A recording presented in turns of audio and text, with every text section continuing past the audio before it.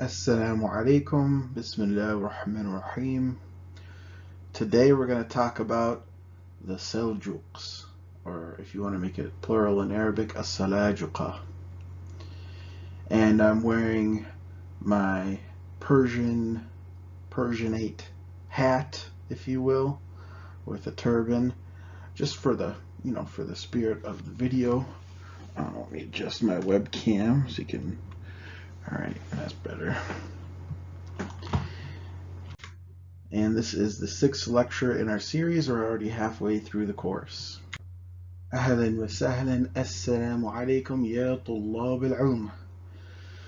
So, as you can see on both sides of this slide here, we have depictions, artist depictions of what the Seljuk invasion might have looked like.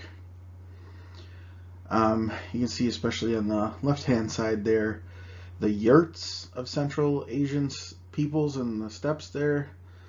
I think that one's probably a more accurate depiction of what Turkic peoples would have looked like during the time of the Seljuks. And the right side would show, maybe the more formal armor that they would have wore during that time. And the green in this map shows all the territory that they conquered. You can see they went into Anatolia and got up close to Constantinople. They would go on to hold a lot of territory in Anatolia all the way up until the Ottoman Empire started, which was from migrations of Turks trying to escape the Mongols. And they migrated over to Anatolia, where they met the Seljuks, and the Seljuks, as well as the Ottomans, both spoke Turkish, so they could easily communicate with one another. And Seljuk sultans are featured in that famous TV show Ertugrul. So just keep that in mind, that even some of these Seljuk sultans held territory for quite some time. Even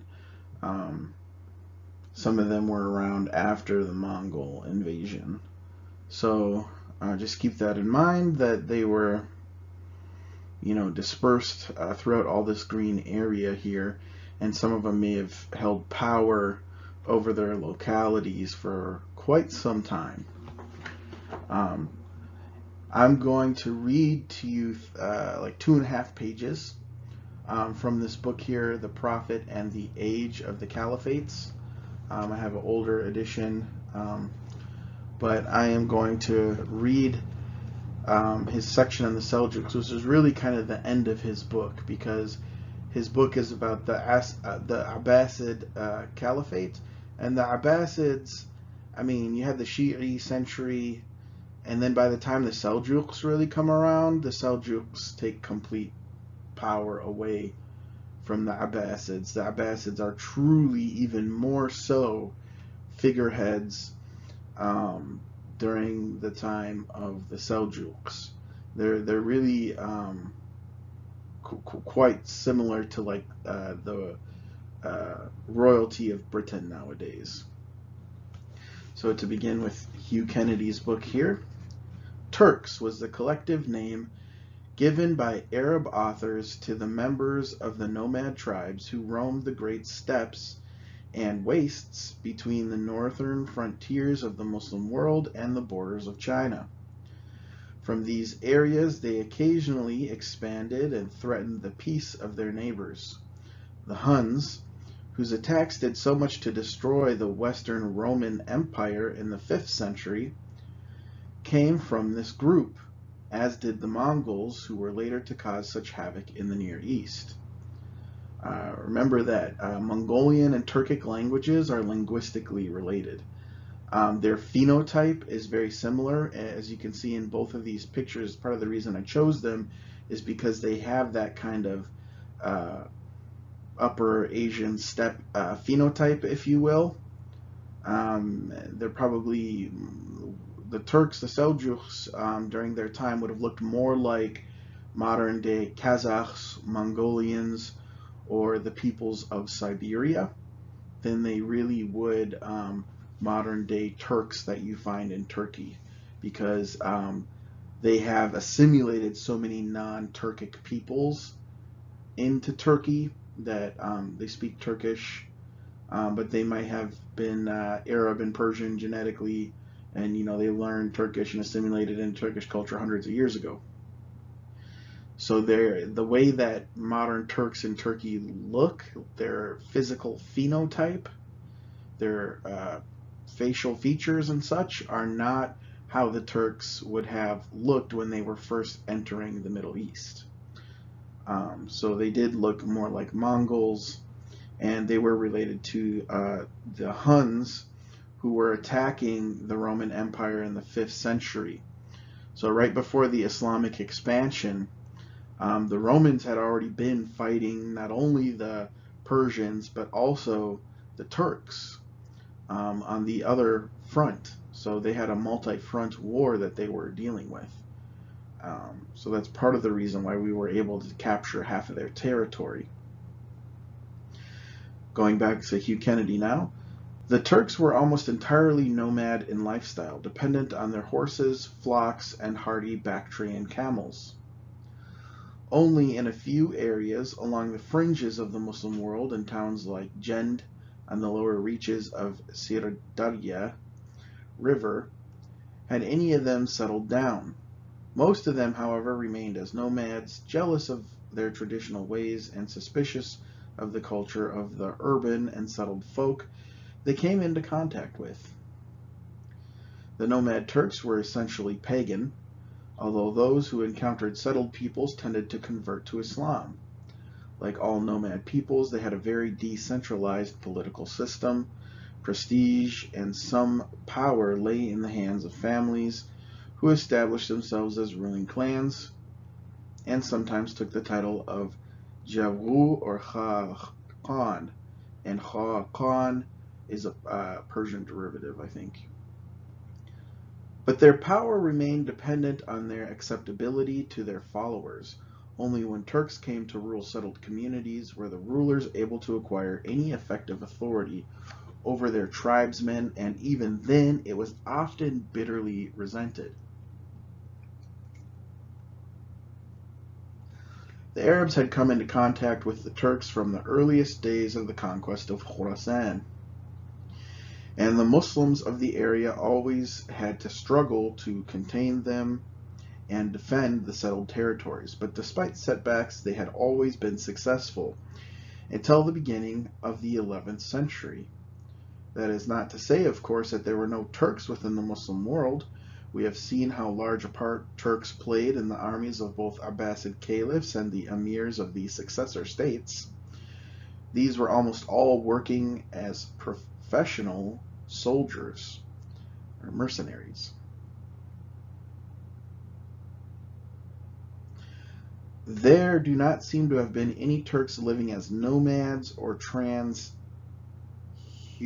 in the Near East, nor were there any Turks living a tribal life. They owed their loyalties and their social organization to the military framework in which they operated, and their allegiance to the commander of the group of ghilman which they served, rather than to a clan or kinship group. The Turks who swept through the Eastern Islamic world in the 11th century were, by contrast, a whole people on the move.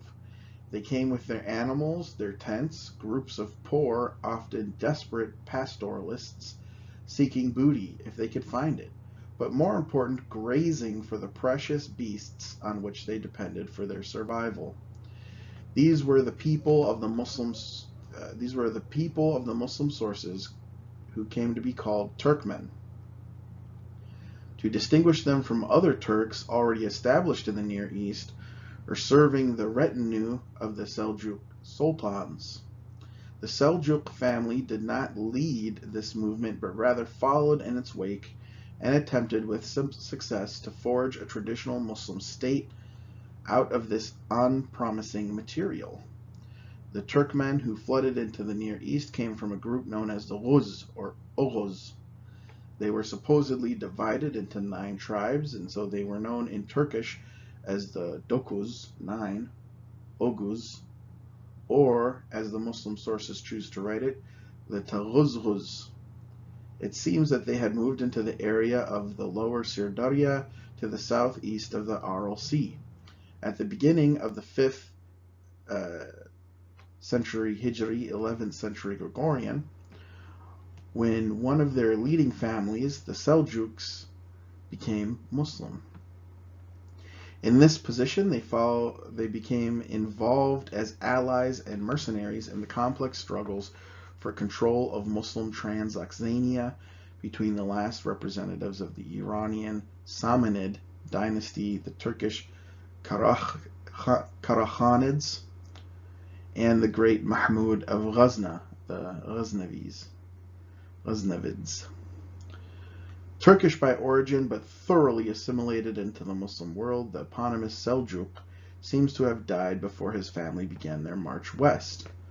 One of his sons, Arslan, which means lion, Israel, entered Transoxania with his followers, but in about 1027 he was arrested by Mahmud and his followers under the leadership of his son Kutlumush, and they were driven out of Mahmud's domains, not eastward where they had come, but towards the west.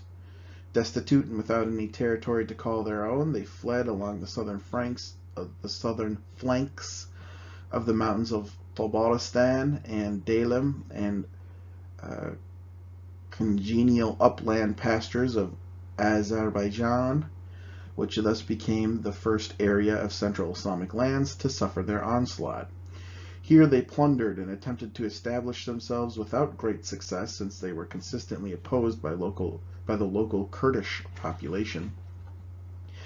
Many of them were forced to flee to the wild mountains of the Hakkari Kurds to the southeast of Lake Van, while others went to Iraq, where they briefly occupied Mosul before being defeated by Qirawash bin Muqallid al-Uqayli with his Arab and Kurdish army in 1044. It was only when more Turks joined them from the east that these Turkmen were able to establish themselves as a dominant population and transform the ethnic map of the Near East. Arslan Israel had 2 nephews, cousins of Kutlumush, called Tughrul Bey and Shagri Bey, who remained in the traditional lands of the tribe of Sirdarya. But during the 1030s, they were driven out by their local rivals and were obliged to attack the Ghaznavid towns in Transoxania. Here they were received with caution, but not complete hostility by the local notables. The rule of the Ghaznavids was oppressive, in that taxes were heavy and by this time not very efficient. The Ghaznavid Sultan Mas'ud naturally marched to defend his lands, but in 1040 he met the Seljuk army at Dandan Khan near Marv, and was decisively and totally defeated. It is interesting to note that the Seljuqs were said to have 16,000 horsemen in this battle, as well as another 2,000 they had left to guard the camp. While this was smaller than the Ghaznavid army, it was probably very much greater than the armies normally employed by the Buyids and their rivals in Iraq and western Iran. After Dandan Khan, the Ghuz Turks of Tughrul's army followed in the traces of their predecessors, with whom they soon joined up, while Shagri remained in Khorasan. The lead was taken by the Turkmen under the normal leadership of Ibrahim Inal, a member of the Seljuk family. By 1042, he had established himself in Ray before moving to the next year to Hamadan. Tughrul himself followed more slowly, trying to establish a rudimentary administration. By 1051, he was in Isfahan, where he seems to have paused. He diverts the restless Turkmen under Ibrahim Inal and Kutlumush towards the eastern territories of the Byzantine Empire, while he himself made a treaty with Abu Khalijar, the Buyid ruler of Fars.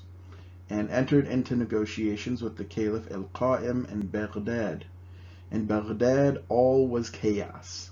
The Buyid sovereign al-Malik al-Rahim was quite unable to establish any sort of government.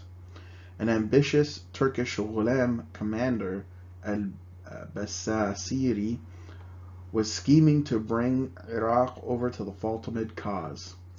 In these circumstances, it was natural that the Caliph's Wazir, Ibn Muslima, looked for support to the new power to the east, especially as Tughril made clear his devotion to the Sunni cause and his hatred for the heretic Buyids. Tughril's position grew stronger as each year passed. In 1048, Abu Kalijar died and Fars was open to the Turkmen raids. Shiraz was raided in 1052, and even Ahwaz in Torrid Khuzestan was attacked. In 1055, Tughril announced his intention of making the Hajj and attacking the Fatimids. He assembled his followers in the Zargos Mountains, and in Ramadan of 1055, he entered Baghdad. Al-Basasiri fled. Malik al-Rahim was deposed. The era of the great Seljuqs had begun. So that's kind of the brief overview of how they conquered the territory that they would go on to rule. And you could see that in the map here, that they ruled a good chunk of the Middle East, and they were kind of the main Sunni rival all of a sudden to the Fatimids, and it kind of made the Fatimids get really defensive. If you go even west of Cairo in this map, that area had become all Sunni for the most part. And so from both sides, all of a sudden, the Fatimids found themselves surrounded by hostile Sunni governments. And the Shi'i century was officially over, as the Seljuqs had taken the Buyid territory, the Hamdanid territory. They had gotten control, are able to stop any Qaramita from causing any trouble. They effectively took control of all the Shi'i polities except for the Fatimids. So the Fatimids at this point became quite nervous. And the famous Imam Al-Ghazali, who died in 1111 Gregorian, his career coincided with the rise and consolidation of the Seljuk dynasty and cannot be understood apart from it. He's known as the most famous Sunni scholar. He's known as the most famous Sunni scholar, the most famous Muslim after the Prophet Muhammad, peace be upon him, as his books are highly influential amongst all Sunni Muslims to this day, especially his multi-volume magnum opus, Ihya Ulumuddin, Revival of Religion Sciences, or Islamic Sciences. And the Seljuks adopted the Shafi'i school of Islamic jurisprudence and the Ash'ari school of Islamic theology. And that's because the Ghaznavids, they were Hanafi Maturidi, and also the Abbasids traditionally were Hanafi. And they thought maybe, this could be something new, a way to establish their own uniqueness and to get away from Shi'i ideas. So they became one of the few times in Islamic history they became a polity that endorsed the Shafi'i madhab, which typically was not the case throughout Islamic history. Typically, most Islamic governments endorsed the Hanafi madhab. And so this was a very interesting shift, and it was something that Salahuddin Ayyubi, who fought the Europeans in the Crusades. He fought the Europeans in the Crusades. He took on this Shafi'i Ash'ari system of thought over from the Seljuks. So he continued that tradition, which genealogy goes back to the Seljuks. So the Seljuks had a big influence on the Middle East, on Salahuddin Ayyubi and his leaders and things like that. So to this day, there's still quite a bit of Shafi'is in the region that the Seljuqs once ruled. So even now in modern day Iran, the center kind of areas is Shi'i, but the outskirts of Iran, like the border areas, is all Sunni. And they're either going to be Hanafi or Shafi'i, and that Shafi'i influence really comes from the Seljuqs, and as well as the Shafi'i influence in Iraq and in Sham. And there are some Shafi'is still to this day in Turkey and in the Hijaz. And a lot of, if you go look at their ijazas and different chains of transmission for the Shafi'i madhab, it will go back through Seljuk ulama. So it still has an impact to this day with the transmission of Islamic knowledge, and especially with the Shafi'i and Ash'ari schools. So that's just something to keep in mind. And Al-Arsalan, he succeeded. He was succeeded by Tughril, I think, or no, he succeeded Tughril. And after that, this guy Malik Shah became the Sultan, and he retained this wazir called Nizam al-Mulk. But Nizam al-Mulk, or Nizam in Persian, Nizam al-Mulk, he was really the one who held the real power. He was the vizier, and he was highly trusted by Malik Shah, and Malik Shah often did not go against Nizam al-Mulk. And this is Malik Shah's coronation, this picture here. That's kind of like the moment, a depiction, a drawing of the moment he was made as Sultan. And Nizam al-Mulk was the one who really kind of handled the on-the-ground, day-to-day administrative tasks under Malik Shah. So that's just something important to keep in mind. And 3 years after Malik Shah was born, Ghazali was born, so they were relatively the same age.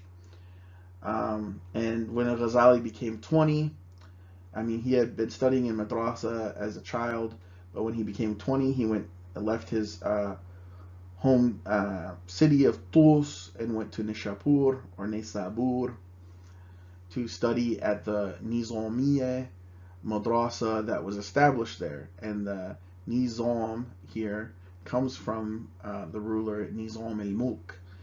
So Nizam al-Mulk, he started all of these madrasas named after himself, and they became the premier schools in the Seljuk Empire. They were promoted heavily by the state, and they were kind of like the Ivy League schools of the Islamic Empire during that time, at least in the Sunni world. And Imam Al-Ghazali studied under Imam Al-Juwayni in Nishapur, who was at the time the biggest Shafi'i Ash'ari jurist, theologian in the entire world.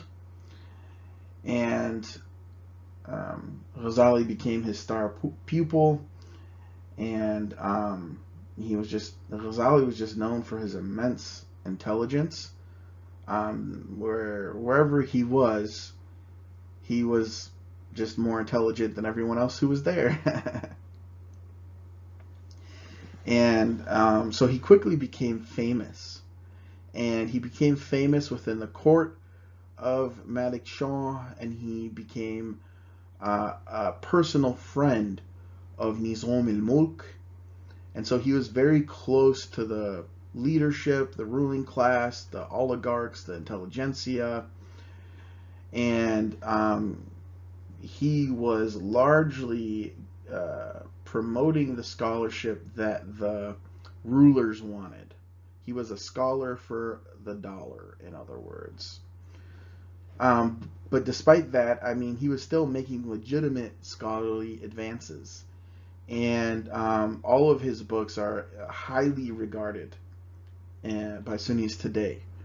And that's why he is the most famous Muslim after the Prophet Muhammad sallallahu alaihi wasallam. And so Ghazali rahimahullah was just this maybe once every 100 years type of genius, just an amazing genius in all different realms of Islamic knowledge. Some try to criticize him, saying he did not know Ilm al-Hadith, but that's been refuted by other scholars. So just keep that in mind, that there's that like rumor out there. They also try to say that Abu Hanifa didn't know the Hadiths, even though he's got 2 different musnads, Musnad Abi Hanifa and Kitab al-Athar. So sometimes those rumors are just fake rumors. Keep that in mind. But yeah, so Imam Ghazali was traveling alongside Nizam ul-Mulk's, I guess, camp or part of his entourage for quite some years, until he was actually appointed and made dean or mudir, the person in charge of the premier Nizamiya madrasa, which was in Baghdad. So this Persian guy from Tus, kind of on the borderlands of Persia, in the middle of nowhere, you might say, from this small village on the, like a suburb of Tus. He was from the small village known as Ghazal. And he went from there all the way to the capital city of Baghdad to be the dean or chair of the most respected university or college of his time. And he came from being an orphan, and he rose up to being the highest paid scholar in the empire. So those are all important things to understand about Ghazali and Ghazali's psychology. And so when he was appointed there, like I said, it's the most prestigious kind of appointment he could have gotten in the whole Islamic world. It's like being put in charge of Harvard, Yale, or Cambridge, or Oxford, or what, Princeton, what have you, right? And unfortunately, the madrasa no longer exists because it was destroyed by the Mongols. But I have a picture of another madrasa al-Muntasiriya, I think it's called. That's from relatively the same period. And so just to give you an idea of what it might have looked like.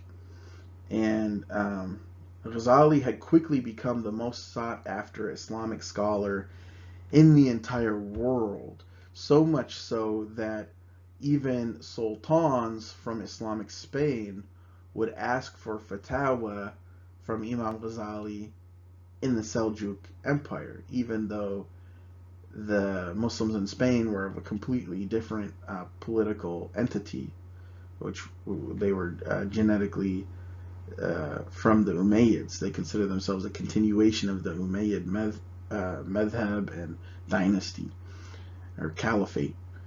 And so they were asking Ghazali for fatwa.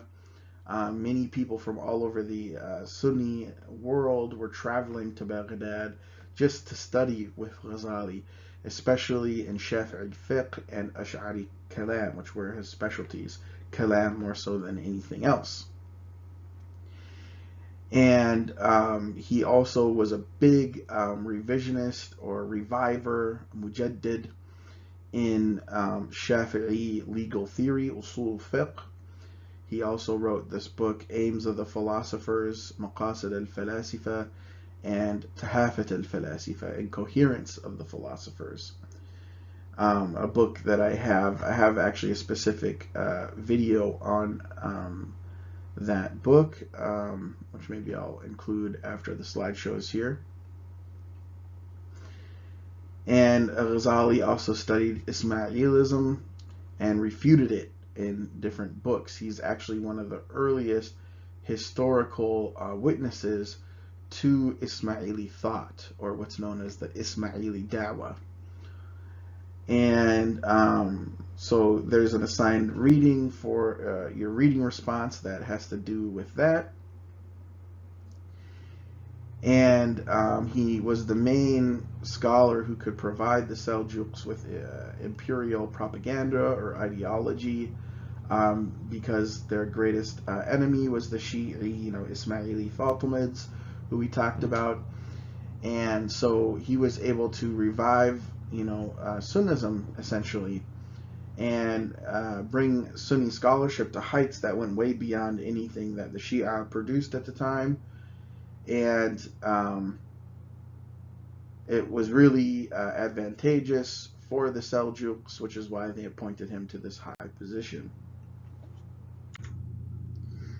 And Ghazali had what, at first glance might be called a midlife crisis. In 1092, his patron Nizam al-Mulk was murdered by Ismaili assassins, the Hashishiyin, which is where the English word assassin comes from. And Bernard Lewis has a very famous book on the assassins, if you want to go read it. And the Seljuk Empire kind of fell into chaos or became a little unstable.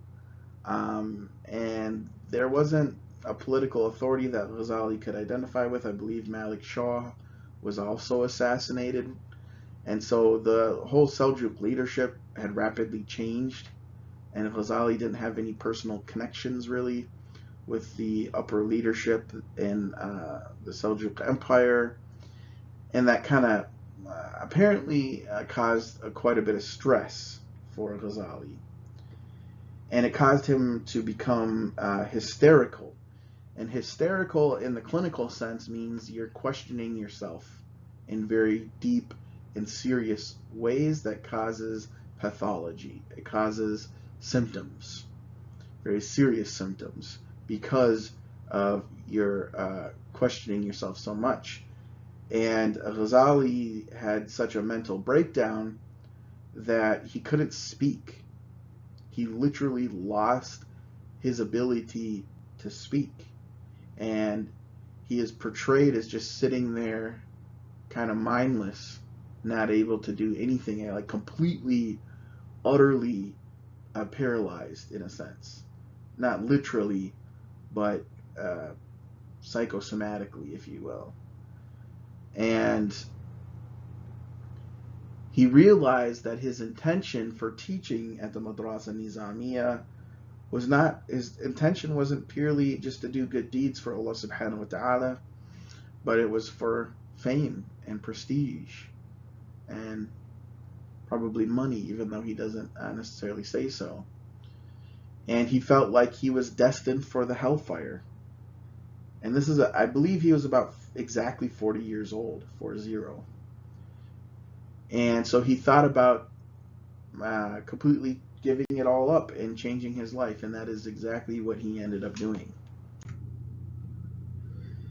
And so for 6 months, he had this kind of like complete mental debilitation. And he couldn't eat or drink hardly, just barely enough to keep himself alive. He lost all kinds of weight. The Sultan's private doctors were even called to assist to figure out what was going on with Ghazali. They didn't know what was going on. They said he suffered from melancholia. And during that time, Ghazali was still reading.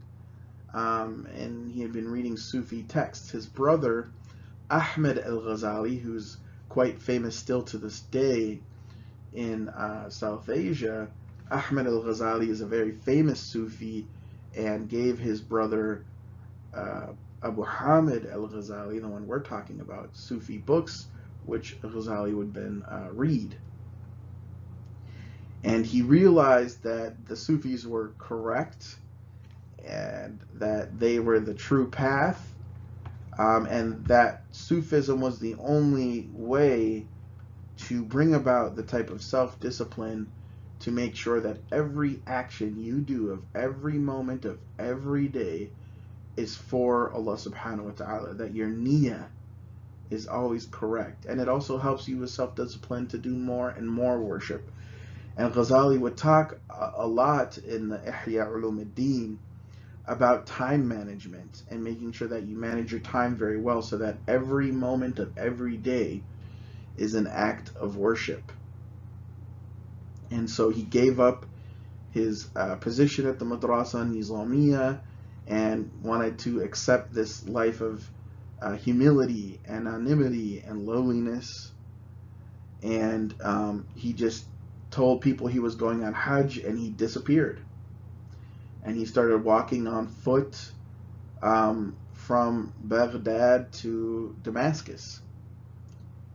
And he locked himself up in that's known as the minaret, the Jesus minaret, Minaret Isa, Minaret Isa. And there he started to write his book Ihya Ulumuddin, which is 4 volumes, 4 big volumes in Arabic, as well as the English translation. And he left his wealth with his wife and kids and just kind of left. He left his wife and kids behind even. And he went to Syria, like I said, and he began writing. And he wrote in his autobiography that he seen himself as a reviver, a mujaddid, and that he needed to revive, that's what Ihya literally means, he needed to revive the Islamic sciences, Ihya Ulumuddin. And he came out eventually of this minaret, the Jesus minaret, and he traveled. He did actually end up eventually making Hajj, and then later on, at the end of his life, he did end up settling in his home city of Tus, where he taught until he died. So that's just an important thing to know about Imam Al-Ghazali. I'm going to have a video after this kind of explaining some of Ghazali's contributions and how he borrowed from an earlier figure in Khorasan named Al-Hakim At-Tirmidhi, and after that will be a feature film, a documentary about Imam Al-Ghazali, and that's why this picture that you see above me here is a screenshot from that documentary. And so they got this very handsome looking Persian actor there to portray Imam Al-Ghazali, and I really think it's a very good portrayal. Ghazali probably did look something like that and act something like that, so inshallah I hope you enjoy, and with that I'll bid you adieu from this slideshow. Hello, I'm just trying to present this paper here. I'm basically duplicating my presentation that I did for the American Academy of Religion's regional conference for the Upper Midwest. It was supposed to be held in St. Paul, Minnesota, but because of COVID-19, aka SARS-2 coronavirus, it has been put online. So today I presented online, and I just figured I would record and do a duplicate of the presentation here. So that way people who weren't able to see it but still want to see it can benefit. And also, lets me be able to take my time with it. And we were using Zoom to do the whole conference online, and there were some technical difficulties. I was not able to show my slideshow, and I think my slideshow is particularly important for my presentation. So that's another reason why I kind of feel compelled to do it over again. So Ghazali has been called by many the most influential Muslim after the Prophet Muhammad sallallahu alaihi wasallam, and is seen as a figure who synthesized not only Sufism and Islamic law, but Islamic theology, kalam, with Islamic philosophy and so on. However, current research is coming to the conclusion that Ghazali was more of an intermediary figure, and he had many predecessors who were synthesizing Sufism and Sharia before him. Sufi allegories of the law, Sharia, have always shown an alternate way to understand Islamic ritual for the mystically inclined than its predating counterpart of legal theory, both providing a mythological origin and reason for the law. Abu Hamid Muhammad bin Muhammad Al-Ghazali is seen by many to be the first allegorist of the law, as well as many other exoteric subjects in his magnum opus, Revival of Religion's Sciences, Ihya Ulum ad-Din. In general, Ghazali has been seen as a synthesizing figure who was largely responsible for reconciling Sufism with the Sharia. But many historians are now recognizing that this is not entirely the case. In fact, there were many figures before him who attempted at legitimating the esoteric with the exoteric and the mystical with the legal. It is well known in current scholarship that Ghazali was extensively influenced by Muhammad ibn Ali, Abu Talib al-Makki's Qut al-Qulub, Sustenance of the Hearts. In Abu Talib al-Makki's Sustenance, we do find a serious attempt at demonstrating that Sufi ethical literature is indeed compatible with the Sharia. However, Abu Talib al-Makki was not an allegorist of the law. Was Ghazali the first allegorist of the law?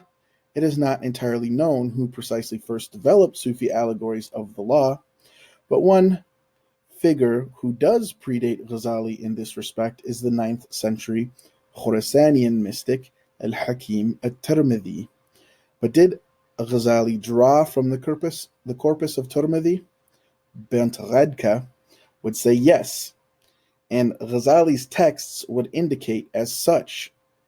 Besides Ghazali, one of the great allegorists of the law was Muhyiddin ibn Arabi, who includes a commentary, a sharh, on one of Tirmidhi's works in his Meccan revelations, Al-Futuhat al-Makkiyah. So was Ghazali the great synthesizing figure he is thought to be, or an intermediate, albeit influential, allegorist of the law? Academics have long postulated the relationship between ritual and myth in what is known as the myth-ritual theory. However, the theory has long gone out of vogue. Despite that, the nexus between myth and ritual can elucidate aspects of myth or ritual that get overlooked when not presented in tandem to one another. The emergence of the theory is credited to William Robertson Smith, who was a Scottish Semiticist and professor of Arabic at Cambridge University. Smith presented the ritual myth theory in his lectures on the religion of the Semites, where he concludes, after researching the religious beliefs and practices of the pre-modern Semites, that myth was invented to explain the ritual. He also holds that ritual in Semitic culture was largely seen as static, whereas the explanations or reasons for enacting the ritual, i.e. the myth, were dynamic. Smith also recognized allegorical myths, which could represent as the true inner meaning of the traditional rites. To this end, they laid hold of the old myths and applied to them an allegorical system of interpretation. Myth, interpreted by the aid of allegory, became the favorite means of infusing a new significance into ancient forms. Unusually, despite Smith being a professor of comparative Semitics and Arabic, his theory has rarely been applied to the study of Islam, even though he briefly alludes to it at times in his lectures. Islam emerged from the Arabian Peninsula, the homeland of the Semites, in the 7th century. Therefore, it would only stand naturally that the religious milieu from which Islam sprang was Semitic religion. Kitab al-Asl, also known as al-Mabsut, written by Muhammad al-Hasan al-Shaybani, is likely the oldest extant book specifically written on Islamic law, and with it we see the nascent emergence of Islamic legal theory, usul al-fiqh. Wa al-Halaq defines Islamic legal theory simply as the theoretical and philosophical foundation of Islamic law. Sufi allegories are defined according to Alexander Knish Whereas Sufis do share many virtues, practices, and ethical moral character traits with the Muslim community as a whole, they spiritualize and allegorize them in ways that are unique to their path to God, tariq. Preferably, Sufi teachers never tire of saying both outward and inward senses should be duly observed. Knish observes that if Sufis are duly attentive to their outward actions, God will eventually grant them a super-rational, intuitive insight into their allegorical and esoteric dimensions. The true sense of this Islamic legal injunction can be grasped only by a Sufi Gnostic endowed with intuitive unveiling, kashf. Both legal theory and allegories of the law are differing ways to explain, i.e., different myths about Islamic legalistic rituals, ibadat. Why the ritual is performed, what is the proof for the ritual, what hidden functions the ritual does, how the ritual was started, and so on. In concordance with Smith's theory, Islamic legal theory and allegories of the Sharia have regularly morphed, changed, been reworded, either wording changed, and rehashed, whereas Islamic jurists have been typically quite conservative with regard to ibadat.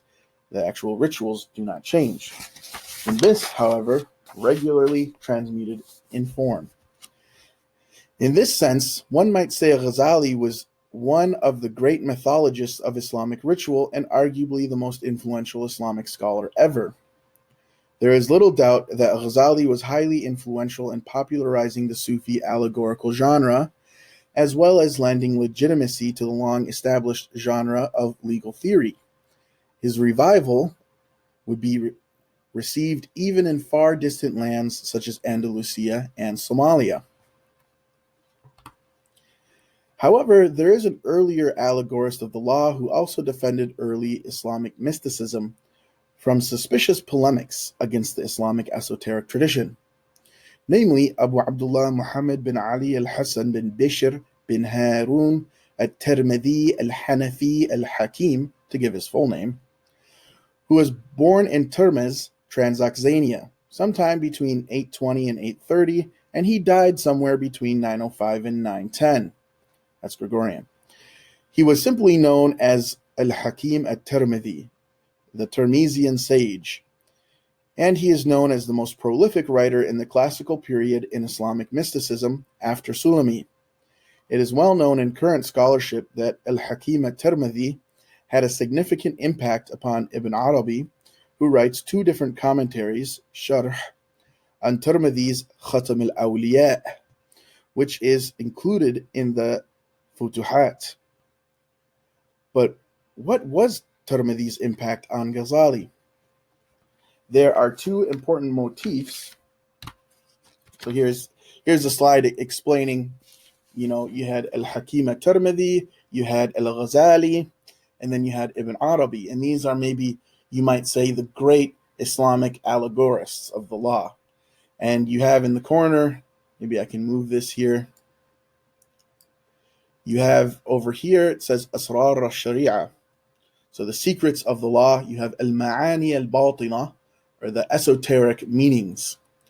So these are words that were used, in Arabic that roughly translate to allegories or allegories of the law.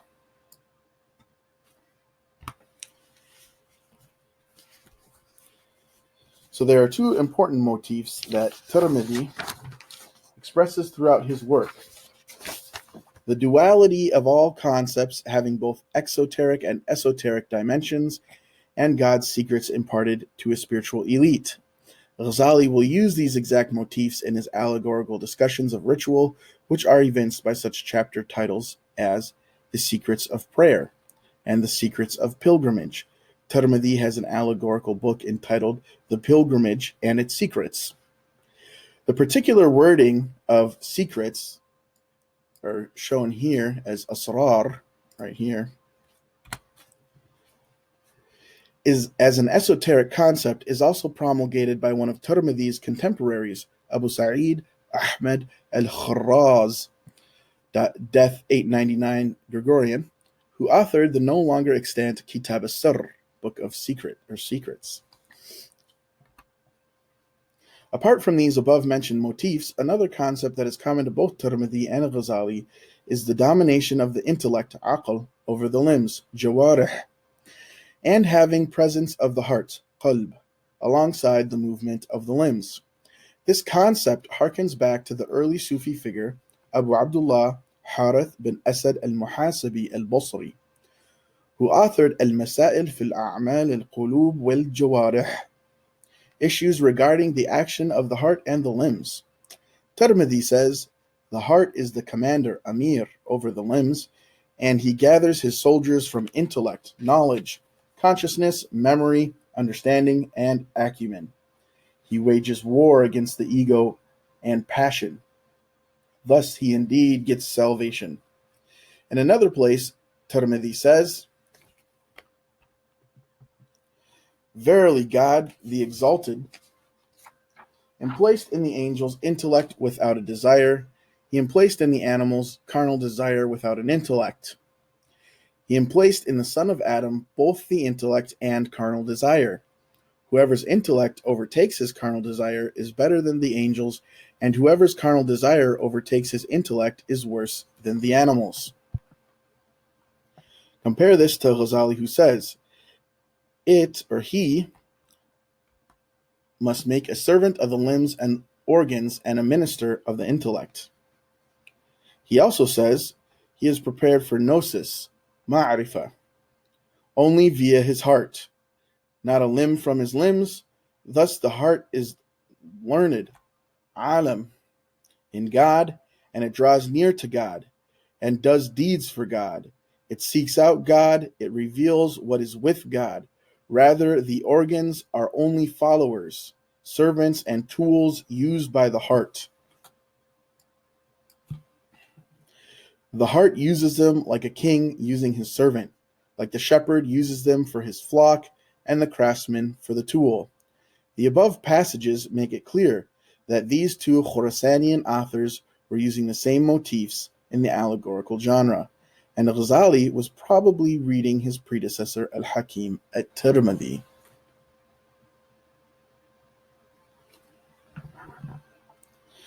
Ritual prayer, salah, is the greatest of all obligatory devotional acts in Islam. Its precondition is purification, tahara.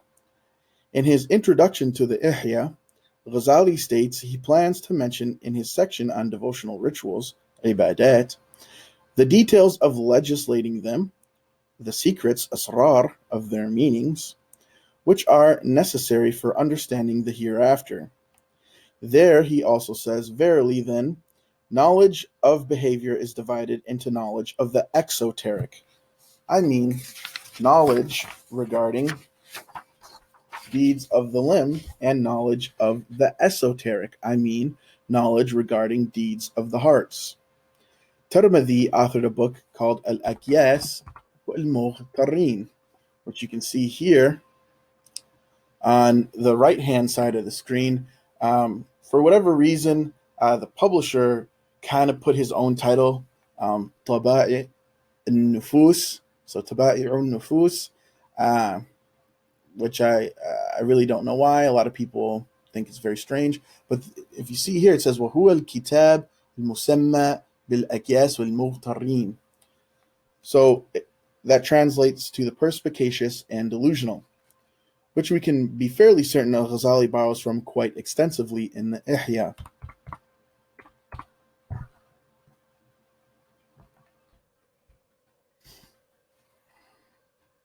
In Tirmidhi's brief chapter on ablution, he warns of the excessive use of water, sub, during ablution, which he considers abhorrently wasteful, and he narrates traditions against it. Ghazali also mentions that the one who does not ascend beyond the lowest station of faith will obsess about the exoteric aspects of ablution. He seeks a lot of running water for his ablution. We assume that he has the capacity of someone afflicted by satanic whispers, and is pompous in intellect, thinking that ablution with lots of running water is the sought noble purification only. Introducing his section on prayer, Ghazali makes it quite clear that he will include esoteric dimensions of prayer that are not found in traditional legal treatises. Tirmidhi's text on prayer As-salah wa maqasiduha, prayer and its objectives, is also not a typical legal treatise. It begins by extolling the human being and then stating, God made for him 7 limbs to acquire through them goodness, and the beloved from his deeds. He made the heart commanding over the limbs. He put down in his heart his hidden treasures from gnosis, intellect, knowledge, consciousness, memory, understanding, acumen, and perspicacity. All of these are hidden treasures of the commander, Amir, who from the treasures supports his soldiers, who are the 7 limbs.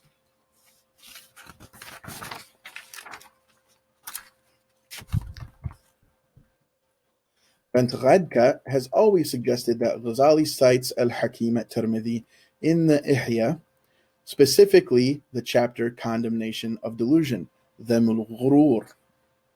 However, I could not find any such direct citation anywhere in the whole entire chapter. Later, Ghadka concedes Ghazali, who cites from the Akyas without mentioning the author of his source. Al-Akyas wal-Mughtarrin, the perspicacious and delusional, does appear to be used quite heavily by Ghazali using the same framework. Ghazali does borrow from the book extensively, but he expounds upon it greatly.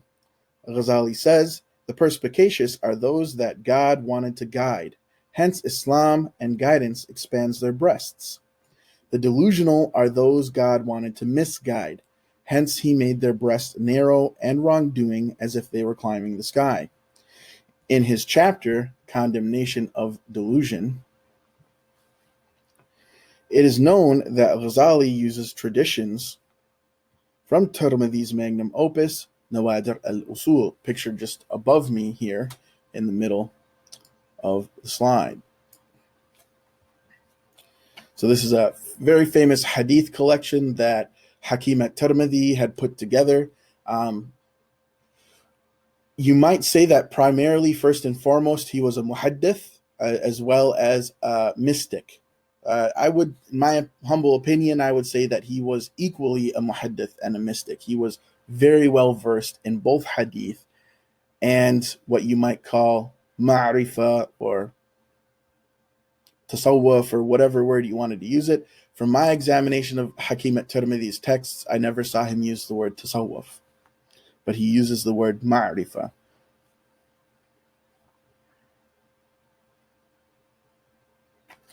So here what I'm showing is that in Ghazali's chapter Condemnation of Delusion, Dhamm al-Ghurur, it is known that Ghazali uses traditions from Tirmidhi's magnum opus, Nawadir al-Usul. He also takes traditions directly from Al-Akyas wal-Mughtarrin. So this hadith here, I put them side by side for comparison, is taken from Al-Akyas wal-Mughtarrin, and Ghazali also has it in the introduction, the very beginning of his chapter, Dhamm al-Ghurur. It is narrated from the Messenger of God, sallallahu alaihi wasallam, "Oh, how good is the sleep of the perspicacious and their breakfast! How shameful is the staying up late of idiots! A speck of dust's weight of effort from a person of piety and certainty is better than from the full earth of delusional people." So you can see there's very little difference between the two. Ghazali, he has qad qala, whereas Tirmidhi, the source here, has وَرَوَى عَنْ رسول الله صلى الله عليه وسلم أنه قال. So you can see there's just a very completely insignificant distinction here. Ghazali even kind of shortens it even more and just said قد قال, like definitely, the Messenger of God said.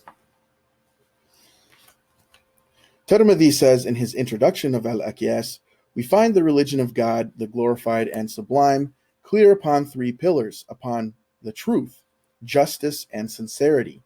The truth is upon the limbs, justice is upon the hearts, sincerity is upon the intellects. He then say the delusional are the righteous who indeed share in this trial, as well as the ascetics, the worshippers, the pious, and the exoteric scholars. So all of those groups belong to the delusional. They can. Ghazali says the people of knowledge and the delusional people from them are groups. They are well versed in the legal and intellectual sciences. They go deeply into them and busy themselves with them. They neglected self-reflection, protecting their limbs from disobedience. They neglected on compelling the limbs to acts of obedience. They were delusional in their knowledge. Ghazali has a section on the lords of worship and deeds, which fits more the allegorical genre. Here, Ghazali touches on how people become deluded in their devotional rituals and borrows from Tirmidhi's sections on the subject in Al-Aqyas. Here again, we see the condemnation of using excessive water in ablution. From these are those who waste water by pouring it excessively, and that is forbidden upon him. Jacques Lacan, has this idea that within religious legal command, there is an there is an idiotic compulsion to do the opposite. Right? The id is the irrational part of ourselves that Freud developed. In German, they call das Es, the it. And in Arabic, they have various words to convey the same meaning. They'll say a nefs, they might say al hawa, or the likes. When I say, thou shalt not lie, I am repressing the liar within me. In other words, commandments create unconscious desires to violate them. Or more precisely, the symbolic law, here's the realm of the symbolic. The symbolic law sets the coordinates of our desire. So here we have this tripartite graph here of Lacanian thought. So in the psychoanalytic theory of Jacques Lacan, the way that he interprets Sigmund Freud is that you have, I guess you might say, three distinct categories of human experience. You have the symbolic, which is like the realm of language, what they call in French structural linguistics, like the signifier, the signified, and it sets the coordinates of our desire. It literally is the framework in which we think. So the realm of symbols is the symbolic, okay? And you have the realm of the real, all right? And that's these experiences that we have in life that are totally ineffable. You can't really put them in words. You can't explain them. The only way to understand them is to experience them. And a lot of times such experiences that you're not able to symbolize are traumatic. And sometimes you might have what Lacan calls jouissance, which is a French word for enjoyment, where you are enjoying something so excessively that it's overwhelming to you and actually can be traumatic or painful. That's why pleasure and pain often kind of come together. All right. And the imaginary isn't too relevant to my discussion today. That has to do more with self-image. And the Sharia is more in the symbolic, but also can slip and fall into the real. All right.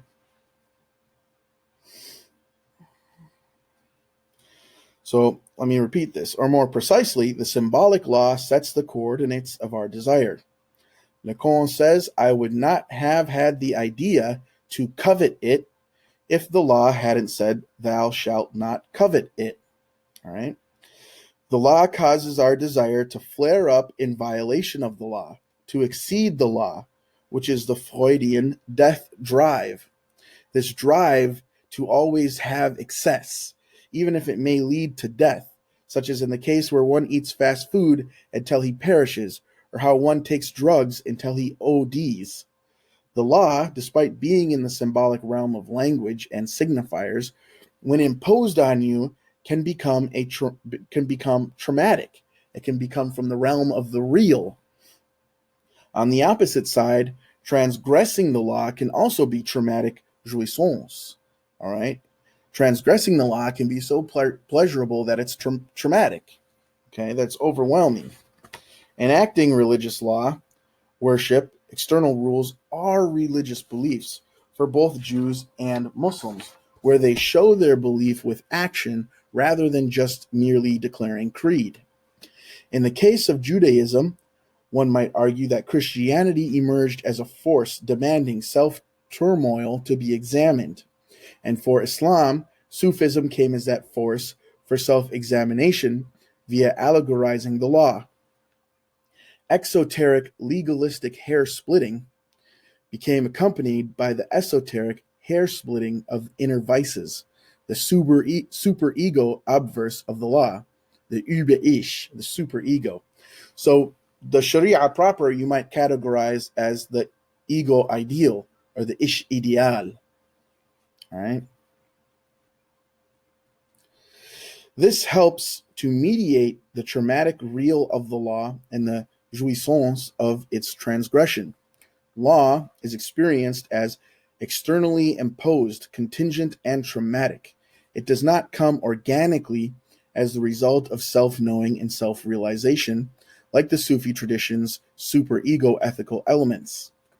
Allegories help to reduce the real of the law and symbolize it further, thus taking the law out of the realm of the real and back into the realm of the tolerable symbolic.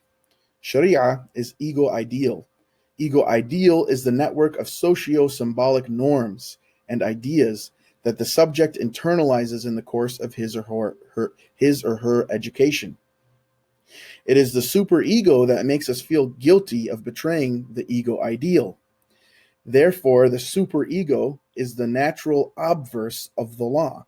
Sufi ethics and allegories represent the superego. This obverse superego obscene code beneath the law represents the spirit of community at its purest, of the ummah, you might say, exerting the strongest pressure on individuals to enact group identification. Everywhere in life is unspoken cultural rules that bind us together. In conclusion, that which is not illegal, but frowned upon, is the cultural glue that holds us all together. As we can see, Al-Hakim at-Tirmidhi is a pre-Ghazalian allegorist of the Sharia, someone from whom Ghazali draws inspiration. Tirmidhi represents an early defense of mysticism and synthesization between the Sharia and Sufism. Given that Ghazali always immensely expounds on Tirmidhi's allegories rather than just reformulating or plagiarizing them outright, Ghazali's genius is self-evident. Ghazali adds more details and categories, but often retains frameworks and general motifs from Tirmidhi's allegorical works. The allegories change, grow, and mature, just as legal theory also has done. The myth is dynamic and the ritual is static, being that Tirmidhi's impact on Ghazali is not well understood, nor Tirmidhi himself for that matter. Further research could be done on other aspects of Ghazali's thought in relation to Tirmidhi's other works. It is obvious that Tirmidhi was an important figure in the development of Islamic mysticism, especially Khurasanian mysticism, which is little understood in current scholarship. According to Ghadka, even Ibn Taymiyyah, Ibn al-Qayyim al-Jawziyah, and Ibn al-Jawzi mentioned Tirmidhi in their works. From the above information, it's quite clear that Ghazali was building upon a pre-existing mystical tradition that was already synthesizing Islamic law into its framework. Mystics and Sufis, more and more, had something to say about the law and wanted it to be understood that they practiced the law, and even considered their practice the superior practice of Islamic ritual. It is also apparent that Iraqian Sufism, Khurasanian mysticism, and Andalusian mysticism were all in conversation with one another. Despite the fact that they used different vocabulary and focused on different topics, a synthesizing figure such as Ghazali or Ibn Arabi would invariably bring them all into conversation with one another. And that is the end of my presentation. If I go back to an earlier slide, I have all of these people here as they're kind of the main people who inform my work theoretically. having the Western tradition of psychoanalysis, which is very similar to the Sufi tradition of ilm an-nafs. So you have William Robertson Smith. He's the one who pioneered the myth versus ritual theory. And then Sigmund Freud is obviously the father of modern psychoanalysis. And I have a very strong suspicion that he had to have access to some sort of Sufi text, because a lot of what he says was said in the early medieval period by Islamic mystics and Sufis and esoteric inclined people in general in the Middle East and the whole Islamic world in general. And so I really think he had to have access somehow to some sort of Sufi text of some sort, because so much of what he says is similar. And then Jacques Lacan is a famous French reinterpreter of Freud and founder of psychoanalysis in France. And Slavoj Žižek is a contemporary psychoanalyst who takes Lacanian psychoanalysis and applies it to our contemporary current issues. And Javed Nurbakhsh, he is an Iranian leader of the Ni'matullahi Sufi order. He's also a psychiatrist and a psychoanalyst. And so he has this really great article on Sufism and psychoanalysis. And you can see on the left-hand side here, this presentation emerged from an article that I wrote for the Journal of the Muhyiddin Ibn Arabi Society, which that article mostly focuses on the historical elements of how Al-Ghazali borrowed from Tirmidhi. But with this particular presentation, I wanted to inject psychoanalytic theory into it to see how that might elucidate kind of the unconscious elements of the Sharia and the Ma'ani al-Batina, the Asrar al-Sharia, how that all ties in together from a psychological point of view. So that's basically my presentation. If you want to see, the Arabic behind all these translations are translations I've done myself. If you want to see the Arabic behind them, you're welcome to look at the original article in the Journal of the Muhyiddin Ibn Arabi Society. It has all the citations, all the sources, all the books that I mentioned in the article and the footnotes there. But that's basically my presentation. Thank you very much for listening.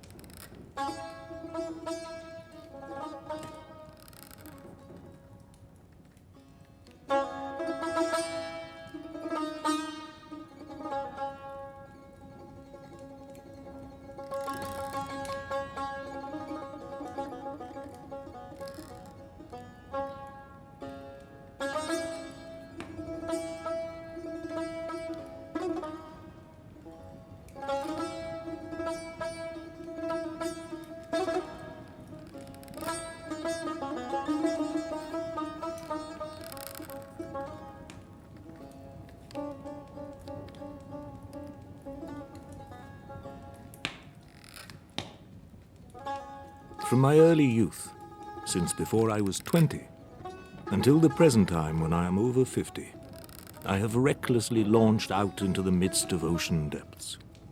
I have ever bravely embarked on the open sea, throwing aside all craven caution.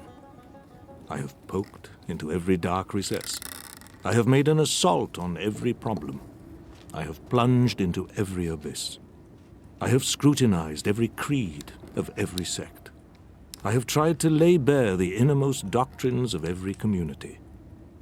All of this have I done that I might distinguish between true and false, between sound tradition and heretical innovation.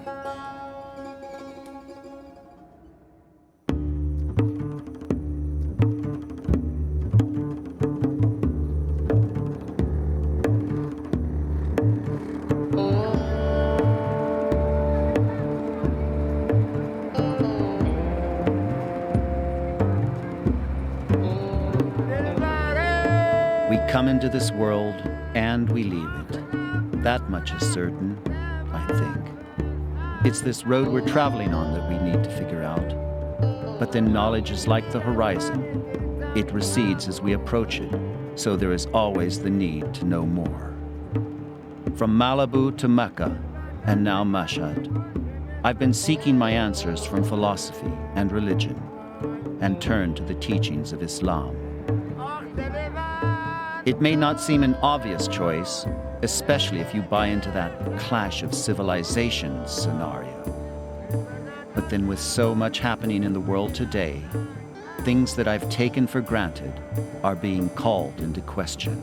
How can I get to the bottom of it? Years before, I'd come across the writings of a man who'd lived nearly 1,000 years ago, but whose teachings resonated within me. He exerted a tremendous influence on thinkers in the East and the West, Muslim and non-Muslim alike. His life was devoted to probing the mysteries of existence, and by overcoming his own philosophical doubts and achieving spiritual illumination, he became a model for seekers of the truth everywhere. His name was Al-Ghazali, and that's why I've embarked on this journey, to find out more about his life and his quest for ultimate reality.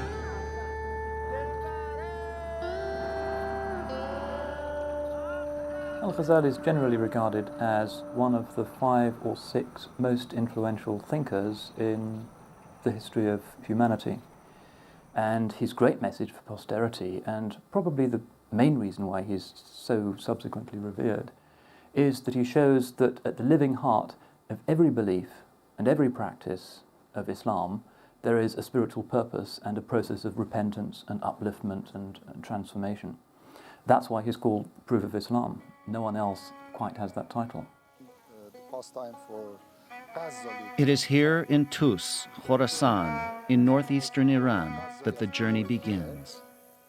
This is where Ghazali was born in 1058 and would eventually return to spend the last years of his life. It seems strange that for so great a man, his final resting place should be shrouded in mystery. Everyone used to think that this was Ghazali's tomb and this mausoleum. They used to call it this, or they called it the Harun, prison of Harun. But No. why is this here? Yes, this is just a memorial stone for Ghazali's tomb. For a long time, we have no evidence that where is Ghazali buried really. A lot of people from everywhere, particularly from Pakistan and Central Asia, come here and pilgrim this stone as a Ghazali stone, but it's not real.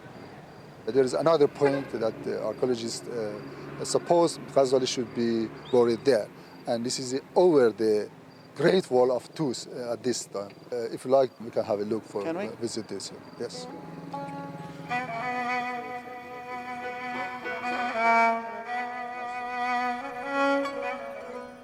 So this is where they think that Ghazali was buried? Yes, some evidence showed that Ghazali has been buried here. So Ghazali was born here, and then he eventually came back, but it seems like a complete desolate place. Why would he want to come back to somewhere like this? Tus was a great and a huge center for Islamic culture. There are a lot of scholars born here in Tus, including Ghazali and. In Ghazali's day, superficially, the Islamic world was the greatest civilization there'd ever been. The biggest, the most prosperous, the most intellectually and architecturally productive. As a civilization, everything seemed to be flourishing. And perhaps the most productive soil in the central Islamic lands at the time was Khorasan, which approximately means the core of what we nowadays refer to as Central Asia. There were great cities there, great colleges, great disputations between theologians, also a major center for the study of Islamic law. This is where many of the early principles of Sufism were systematized and turned into a method which allowed Muslims to return as much as they could to the original spirituality at the core of the faith. So in all of those areas, Khorasan really is the heartland of Islamic intellectuality and the vibrancy of Muslim life in the period. So the Mongols laid waste to the great cities of Khorasan, erasing nearly every trace of its centers of knowledge and culture. Perhaps it's foolish looking for signs of Ghazali in the dust anyway. It was in writings like the revival of religious sciences and the alchemy of happiness that he indicated the inner meanings of the Islamic rites and the methods that led to his realization. But that spiritual alchemy, like the alchemy that transmutes base metals into gold, is not so easily discovered. Where did it all begin for him?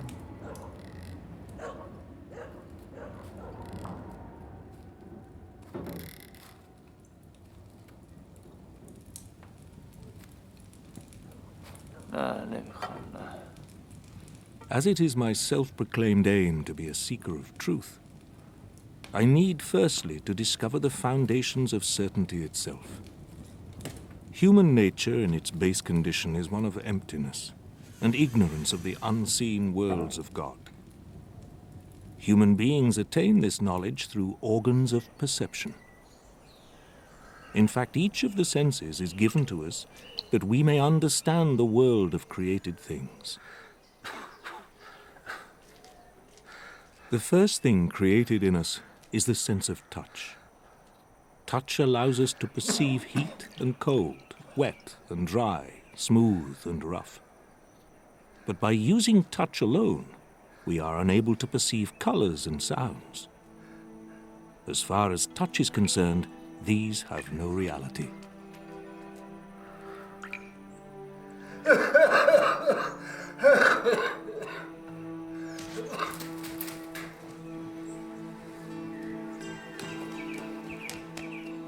Next comes the sense of sight. Sight allows us to perceive colors and shapes. Sight is the most far-reaching of all the senses.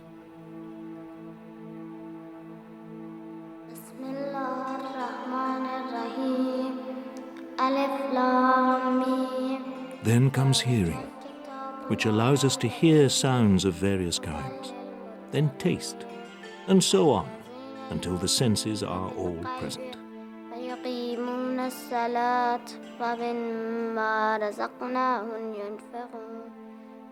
When we are about 7 years old, a power of discernment is created in us. This new step in our development permits us to understand more than just the world of the senses. At this point, we progress to a further stage. Reason is created in us. We grasp abstract things that are necessary, possible or impossible, and this is a perception beyond the reach of the earlier stages. Beyond reason, there lies yet another stage, where a different eye is opened, and we behold the unseen world, what is to be in the future, and other things that lie beyond the reach of reason. حالت چطوره درویش؟ مثل اینکه هرچی باشه از حال شما بهتره. وقتش رسیده.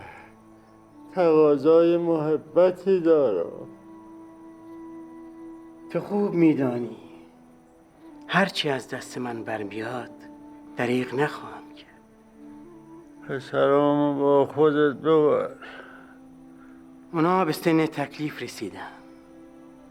من تا قادرم از اونها نگهداری خواهم کرد. Let the student be certain that even more is owed to the teacher than to the father. For a teacher is the one who brings him to eternal life, while the father is the cause only of his temporal life.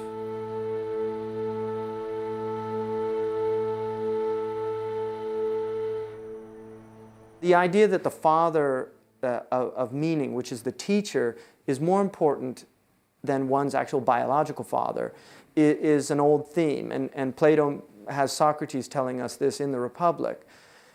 What Imam Al-Ghazali is pointing out here is the idea of the finite and the infinite, the idea of what ultimately comes to naught, what is perishing, and what goes on forever. And so this is the idea of learning those things that one needs for this infinite journey. Because what the Father gives you, He gives you life for this worldly journey. But He does not give you the means to get through the world.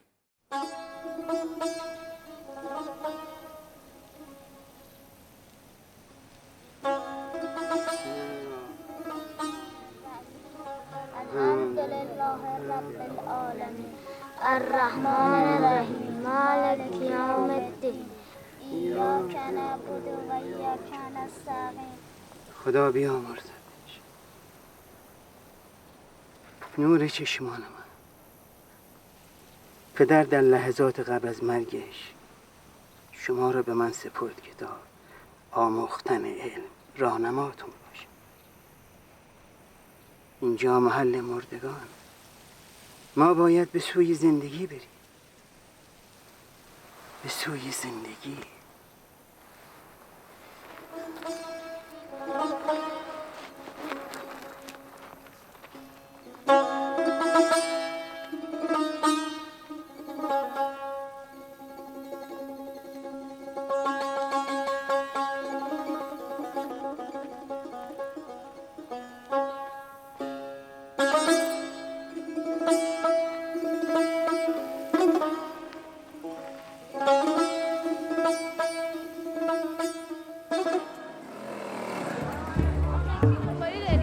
We are enjoined to seek knowledge from the cradle to the grave, and reflecting upon death certainly helps to focus our thoughts on where we're ultimately heading.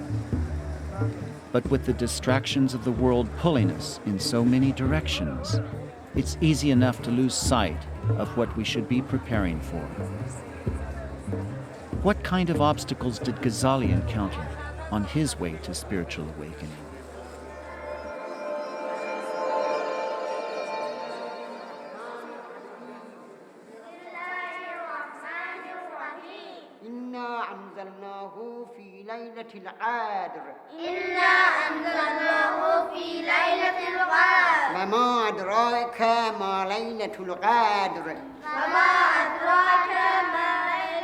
Although our Sufi guardian did his best to honor our father's request to care for my brother and myself, he was unable to do so for long. Soon, therefore, we became students at the madrasa. He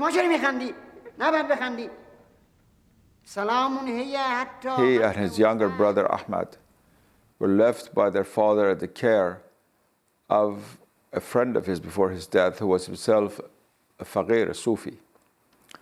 The one thing one reads about is in his early years, he was very much devoted to formal studies. The younger brother was always interested in Sufism.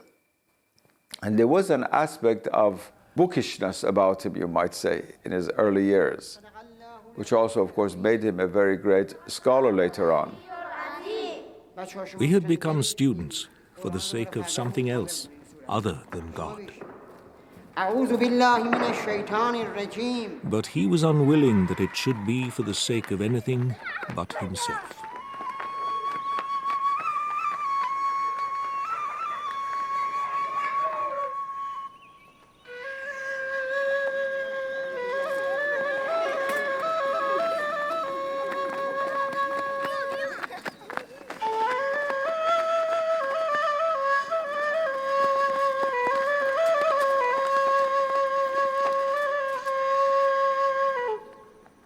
We know that he was a prodigy. All the evidence indicates that he memorized the standard text at a very early age and exhausted the intellectual opportunities of his own town in his early teens, and then had to head off to the neighboring provincial capital of Nishapur, where he sat at the feet of Al-Juwayni, who was, in the eyes of many, the leading jurist and also theologian of the day.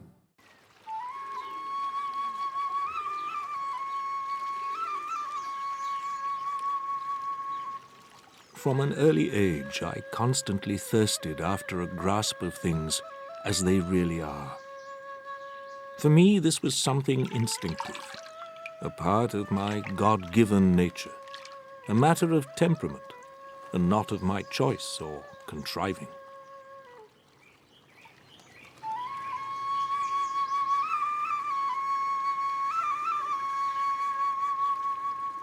he is a voracious reader.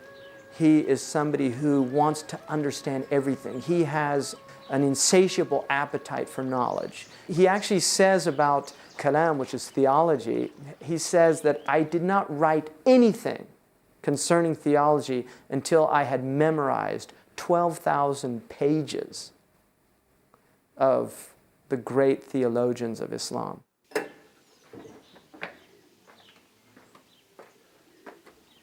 سلام احمد جان. سلام محمد جان. چطوری برادر؟ شکر. He really is taking in this knowledge with a worldview, with a cosmology, based obviously on the Islamic concept of tawheed, or the ultimate unity of God, and how that unity is manifest through diversity in the world. He talks about desiring to get to the root of problems. So he had literally mastered, memorized, interiorized, and then began to teach these things at a very early age. در خصوص درس اسعد خراسانی بچه‌ها سوالات بسیاری دارن. نظرت چیست؟ The chains of traditional authority and inherited belief ceased to hold me. شما بگو، شما نظرت رو بگو. For I could see that Christian children always grew up to be Christians, Jewish children to be Jews, and Muslim children to be Muslims. I also heard the saying related from the Prophet: every child is born with a sound nature. It is only his parents who make of him a Jew, a Christian, or a Zoroastrian.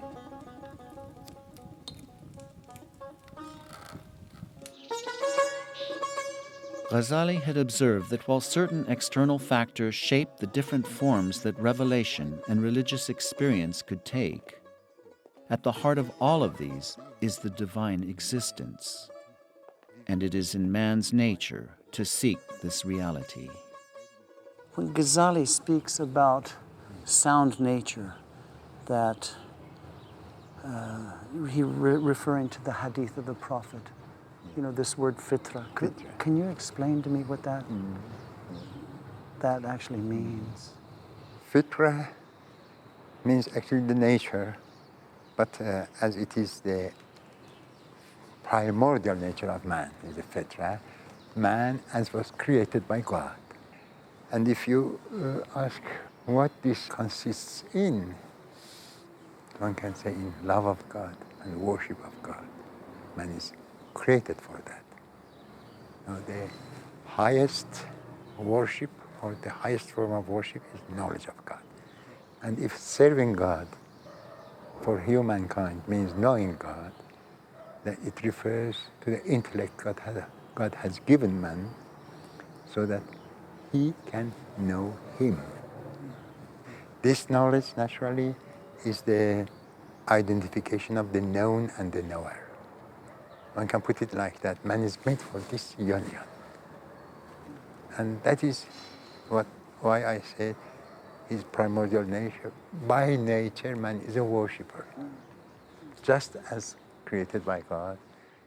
There is an inherent nature of God that God has given human beings, and that nature has been imprinted in us.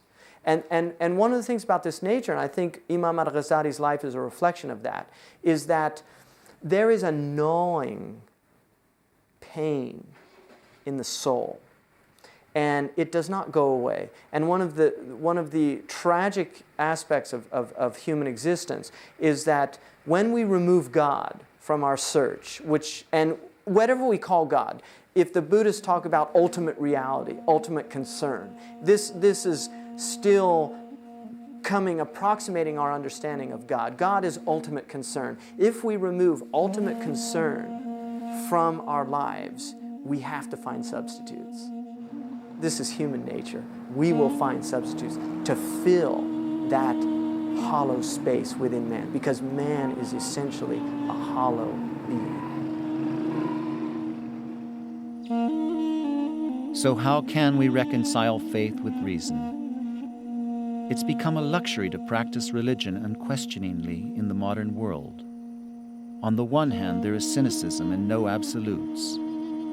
On the other hand, rage is mistaken for revelation, and religion in its various persuasions hijacked by radical ideologies, allowing atrocities to be committed in its name. Why is it, how is it, that religion meant to be a means to salvation has become so unappealing? How has the profane become so seductive, so that we no longer are aware of the unseen, or are able to accept that there may be a higher purpose to life? This is a tragic condition.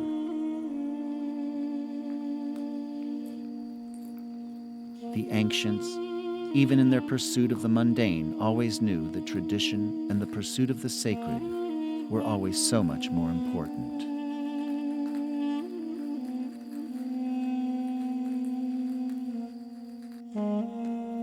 In his search for knowledge, Ghazali traveled to study under the leading theologians of the day. But some of his most important lessons came from quite unexpected sources.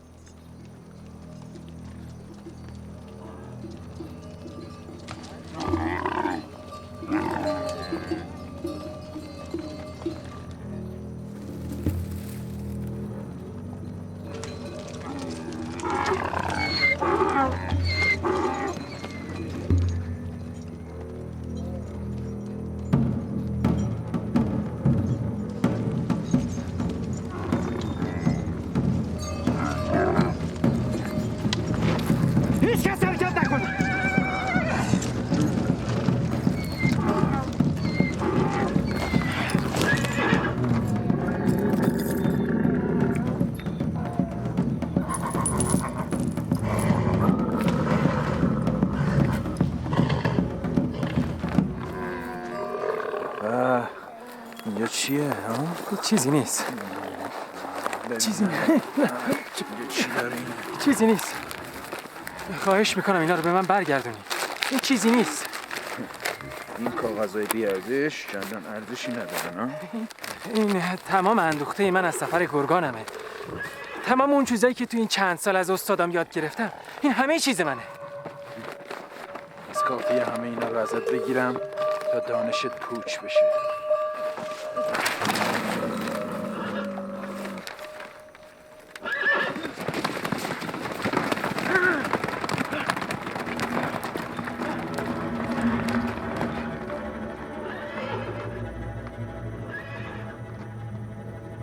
کافی اینه که همشو ازت بگیرم اون وقتی که دانشت پوچ بشه. In my heart, I knew he had a point. I decided he had been sent by God to teach me.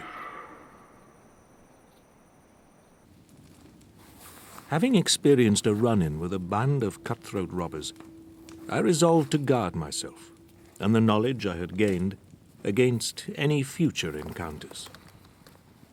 I spent 3 years committing all the notes I had accumulated to memory, whilst continuing with my studies under the guidance of the learned and venerable Imam Al-Haramain Al-Juwayni.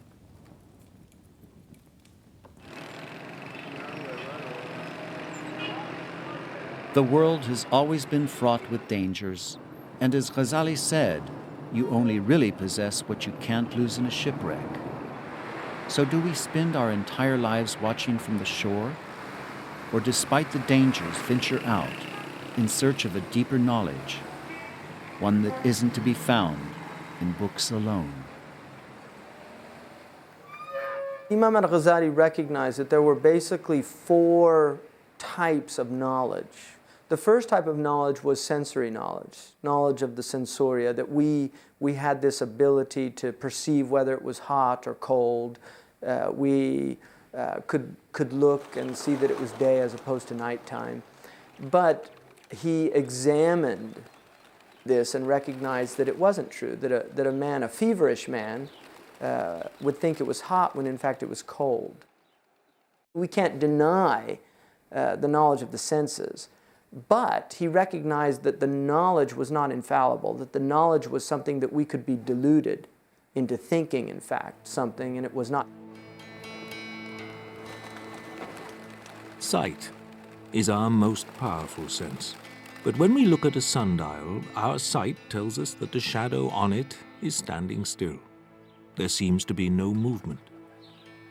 But if we return to the shadow an hour later, then our own eyes will tell us that the shadow has moved. Not by fits and starts, but gradually and steadily, by infinitely small distances, never pausing or resting.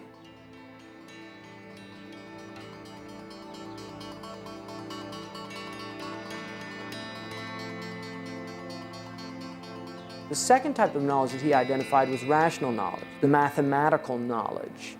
And so what he did was he began to examine all of his rational knowledge, and he realized, and this is questioning a priori assumptions, which is very interesting. It is very modern. What he realized is that just as he had discovered that the sensoria were not infallible sources of knowledge, that the intellect could also be in a deluded state, that we could actually think something to be true and have reasoned it out, but in fact, it wasn't. And he felt very comfortable with mathematics, which is interesting because the modern world, one of the few areas where the modern world feels comfortable is mathematics. So he felt comfortable with mathematics because he said, whether we're awake or asleep, 2 + 2 will always equal 4.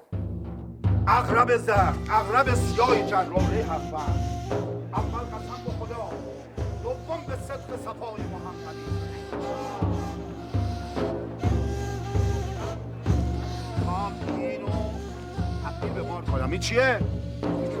چوبه ها؟ میبینی که همه چوبه. حالا اینه تبدیل به مارش میکنم، مار بسیار بزرگ خطرناک. هر کسی شکی به دلش را بده نفس‌ها رو تو سینه‌هاشون قبض میکنه. متوجهی؟ حواستون جمع باشه. اچی مچی لا ترچی کاتی کوتی ملکوتی سمنی سمن غرغری سمن غرغر. Certain knowledge must be infallible. This infallibility of a proposition means that no attempt to demonstrate its falsity can create doubt or denial. Now, if someone asserts that 3 is more than 10, and that to prove it he can turn stones into gold or a stick into a snake, should I believe it? استاد چیه؟ آشکاره چوبه. چوب؟ اینم مثل شما گفت چوبه. حالا الان معلوم میشه. ورا ورا ورا. میبینی که چی شد؟ ها؟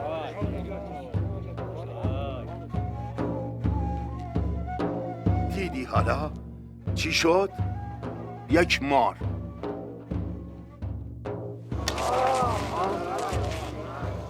What if he actually changes the stick into a snake in front of my very own eyes? حالا چیه؟ No doubts about what I know are raised in me because of this. این کلک خوبیه، اما هرچی هست مار نیست. مار نیست. The only thing I am left wondering is how he managed to change a stick into a snake.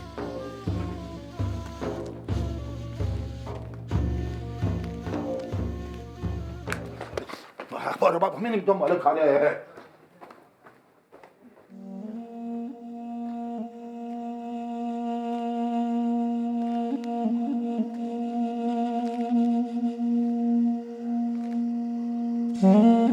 In our dreams, we are certain that what we see is real. Yet when we awake, we know that what we took to be an unquestionable fact was in fact illusion. So what proof can theology or philosophy give us to guarantee that our senses aren't also deceiving us?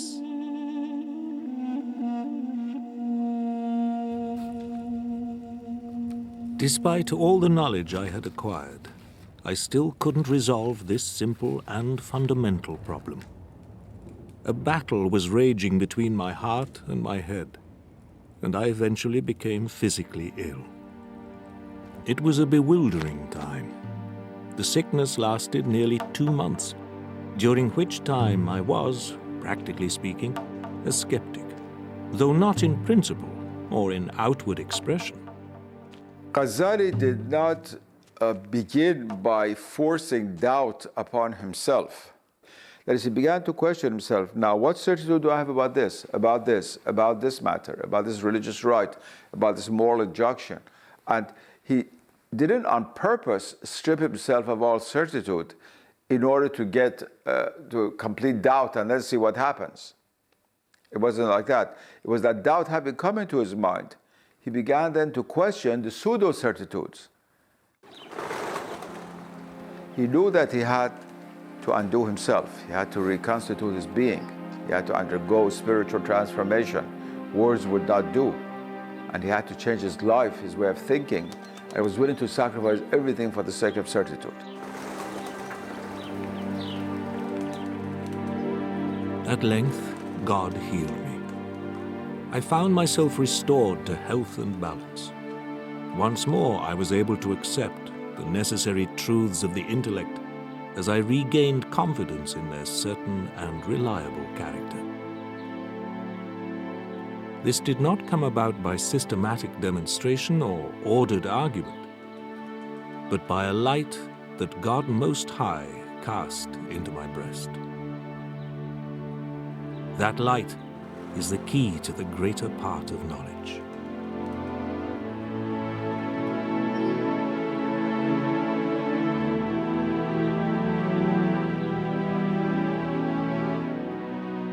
Ghazali was able and willing to give something up in order to receive illumination.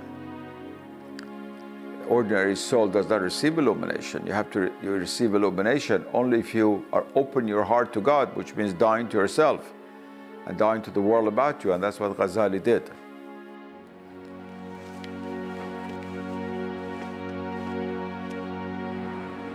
It was only through divine grace that Ghazali overcame his bout of skepticism, and we too must be open to the possibility of receiving a light of guidance. But with such darkness and confusion confronting us today, is it any wonder that it can be hard to see a way forward? Was the situation any different in Ghazali's lifetime? At the time of Imam Al-Ghazali, authority was being questioned. Who has ultimate authority? The religious people did not recognize the secular authority, and these religious fanatics begin to kill those who they deem as obstacles in their path to achieving some type of religious sovereignty.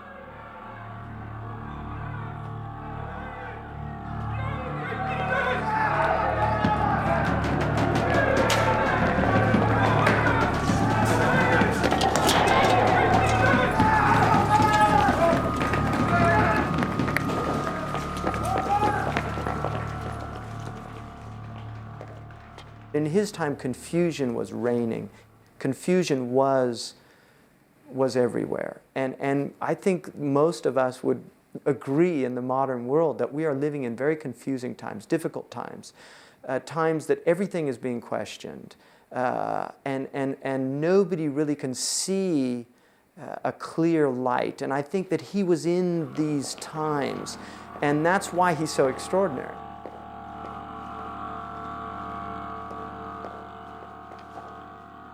The political situation in Ghazali's time was in many ways fragile, certainly very complicated.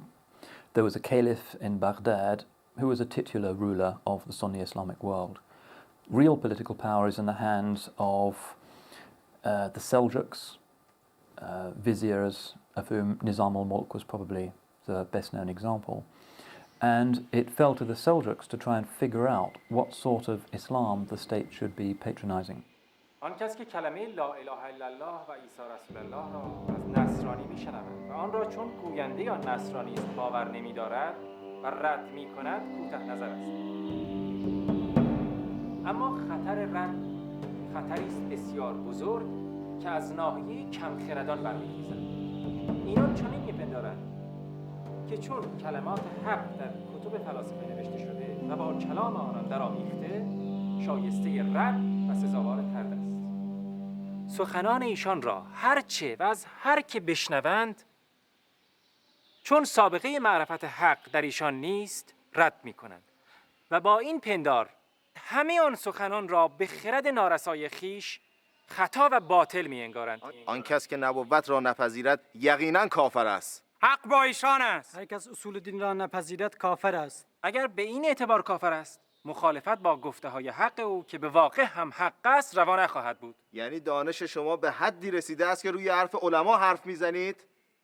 Ghazali repeatedly makes the point that one of the main veils that keeps people from seeing God is religious fanaticism.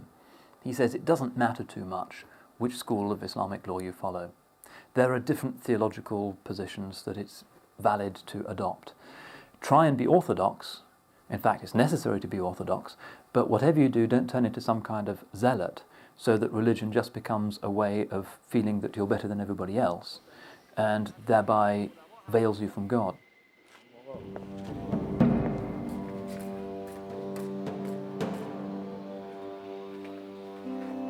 مسلمان نادان خطرناکتر از کافر است. رویه نابخردان است که حق را به اشخاص میشناسند، نه اشخاص را به حق.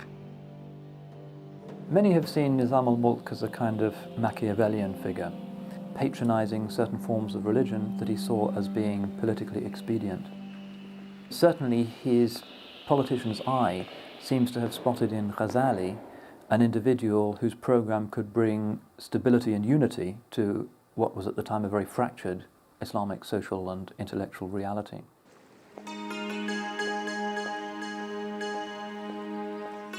I was invited to present myself to the Vizier Nizam al-Mulk, the powerful chief minister of the Seljuk Sultan, Malik Shah. There I joined his retinue of legal experts and theologians. اشعار شما بسیار زیبا و نغز بود.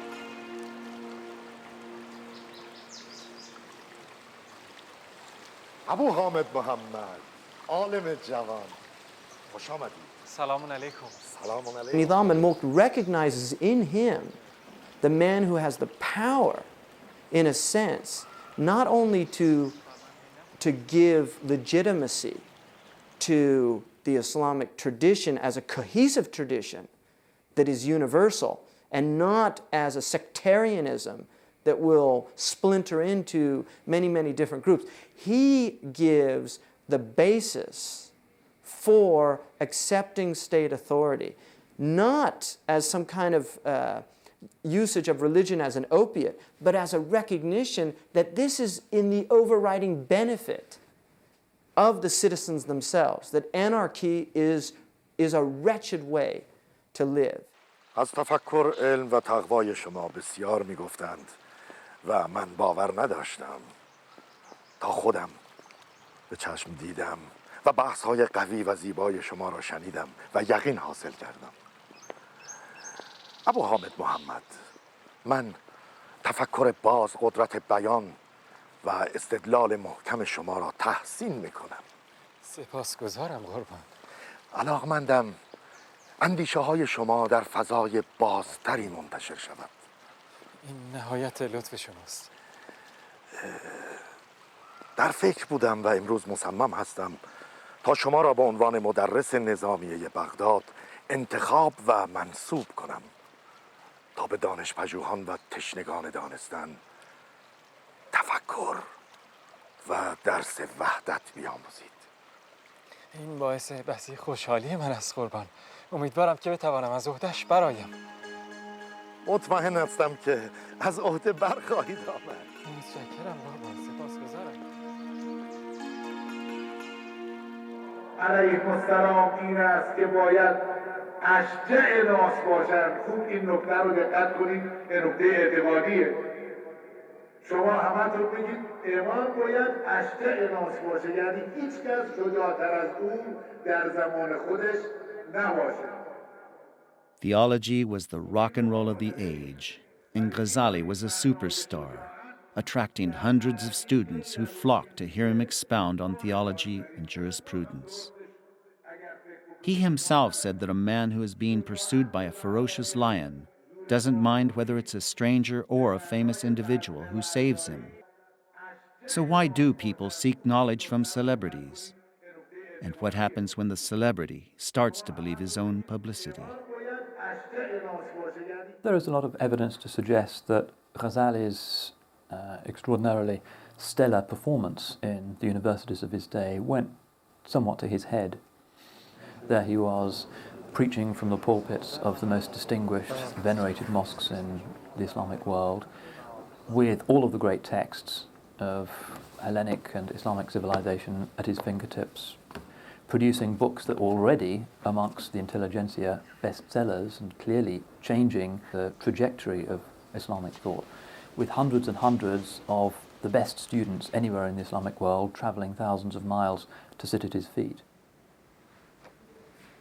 أعوذ بالله من الشيطان الرجيم بسم الله الرحمن الرحيم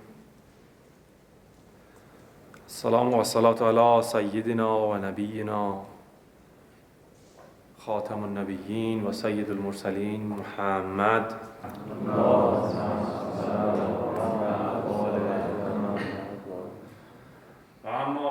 All the things which I knew were the teachings of God could now be revealed in true form to the students, hungry for guidance. بار کن این دخمه طراران است بار کن گر همه برپست و اگر باران است کل خود گیر به خیل و رمه برمیگردیم بار کن جان برادر همه برمیگردیم. He was in effect accusing the established leadership of the Islamic world of the day of a kind of false consciousness, upholding in these marvelous, very well-funded public debates in front of the Sultan, or whether it be thundering from the pulpits or in retreats, of a kind of hypocrisy, that they were not practicing what they preached, that for all of their intellectual brilliance, their hearts were, as he says, dark and ruinous. And he saw that as being a fundamental challenge and a threat to the integrity of Islam. He saw it as having dangerous political consequences. He saw it as having consequences for the credibility of mainstream Orthodox Islam as opposed to esoteric or sectarian alternatives. And he also saw it in himself, because he was pointing the finger first and foremost at himself. And of course his great crisis is precisely about his suspicion that he is not practicing what he preaches.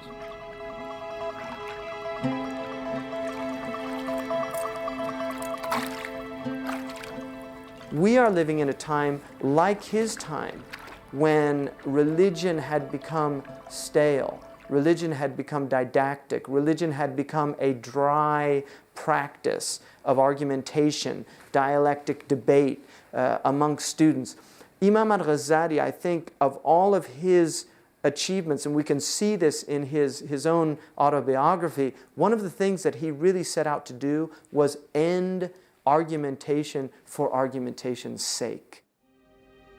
I was distressed by what was going on in the capital of the empire. I decided to speak out, and I condemned the hypocrisy of those surrounding the caliph. I was critical of Islam's religious and political leaders. I was determined to unveil the truth in its entirety. He really recognized the spiritual pathology of the desire of the ego and the self to overcome one's opponent. And he wanted to get back to something much deeper, which is not that I am entrenched in my personal opinion, agenda, political position, and I have no recognition of my opponent, but to recognize that my opponent and myself must together be in search of the truth. And if the two of us are in search of the truth, we can speak. But if we are in search of self-aggrandizement, if we're in search of some ego-stimulating experience, of overpowering my debater, then we come to nothing. And because he was a man that could win any debate, he knew how important it was that the ego could not be the object, that the ego must be set aside in order for that debate to come to some kind of fruition. سلام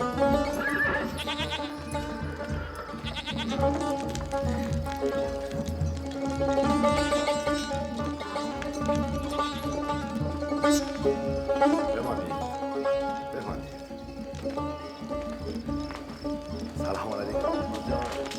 سلام علیکم. بفرمایید. سلام علیکم.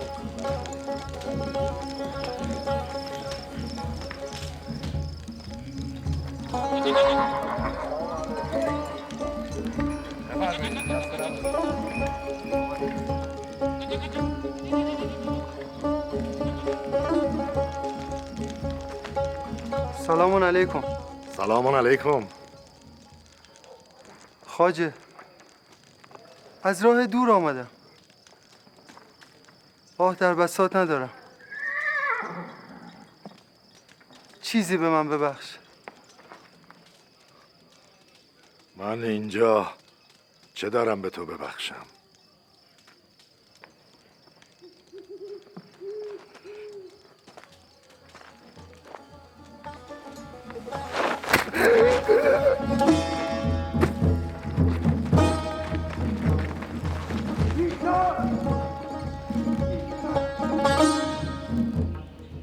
Kill one man, and you may well terrorize 10,000. But is this what we were created for? While it's unclear who was actually behind the assassination of Ghazali's patron, Nizam al-Mulk, it may have prompted him to begin reevaluating the life he was leading in Baghdad.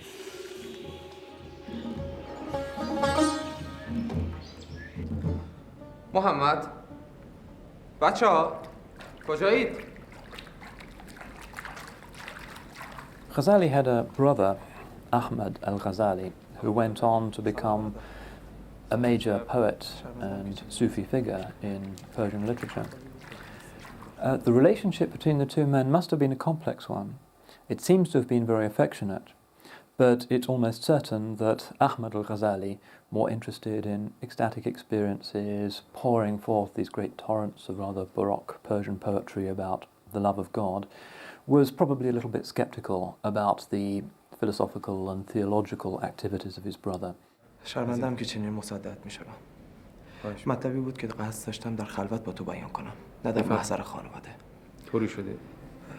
صحبت بسیاری در شهر و دانشگاه است.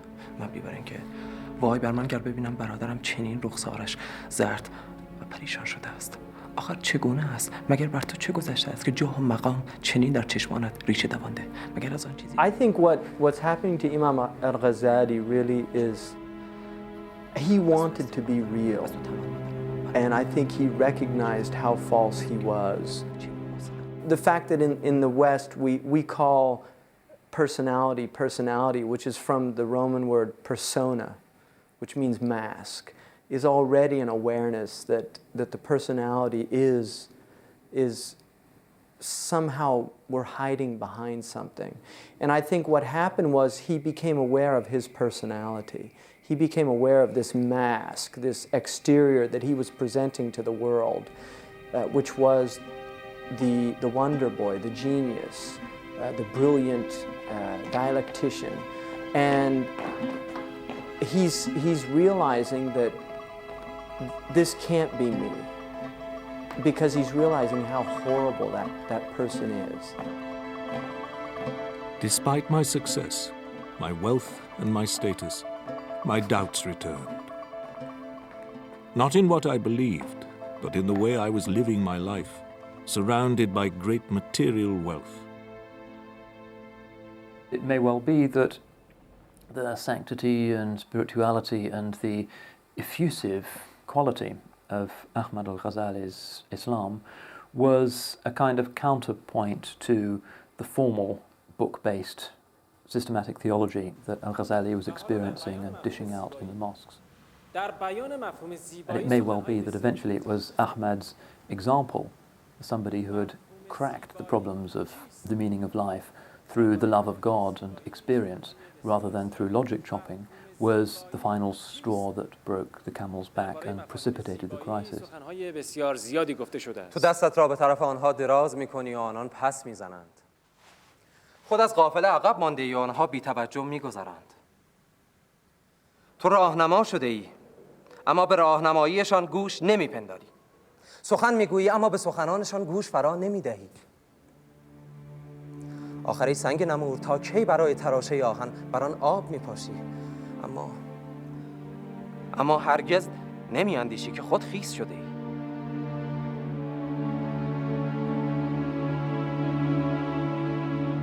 He came to a realization that all of this intellectual knowledge was in fact a very, very well camouflaged ignorance. And because he was ignorant of the most important thing, which was himself.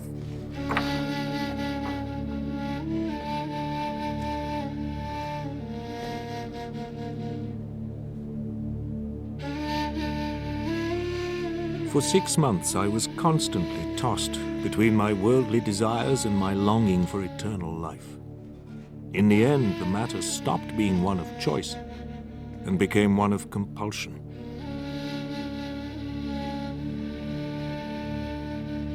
And this is where the crisis begins. And he says that one day he would put a step forward and the next day back, and he said, I have to give up all this stuff. I have to find out. I have to set out on this path. And he's feeling the time. He's feeling this clock, this clock ticking.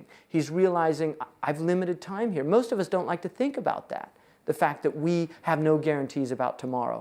He is really at that point where he realizes, I am mortal, I'm going to die. Have I prepared for this journey? And this is the only real crisis that has any meaning for a human being. So he had the truly existential crises of the human condition, which is our mortality.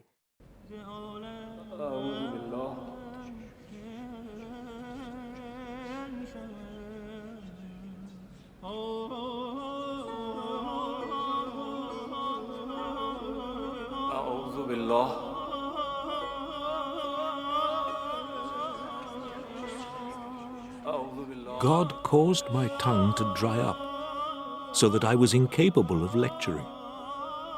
Each day I'd try hard to teach so as to please my students, but my tongue wouldn't utter a single word, nor could I accomplish anything at all.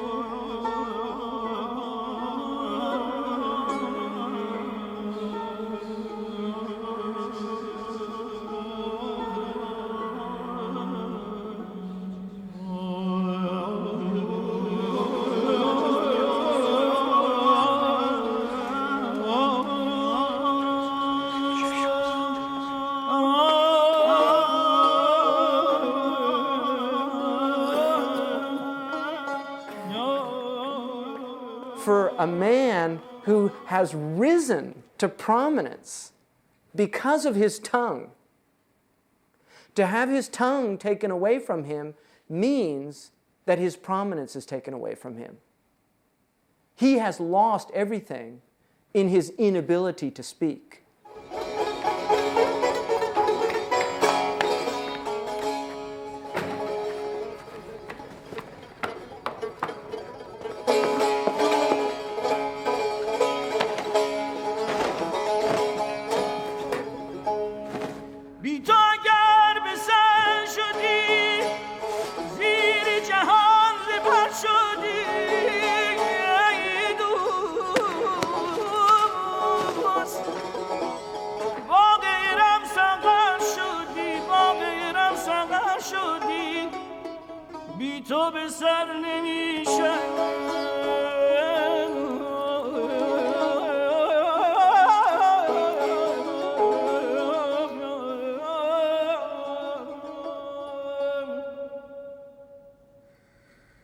The crisis did not start with a physical illness, which would bring depression, you might say, modern terminology.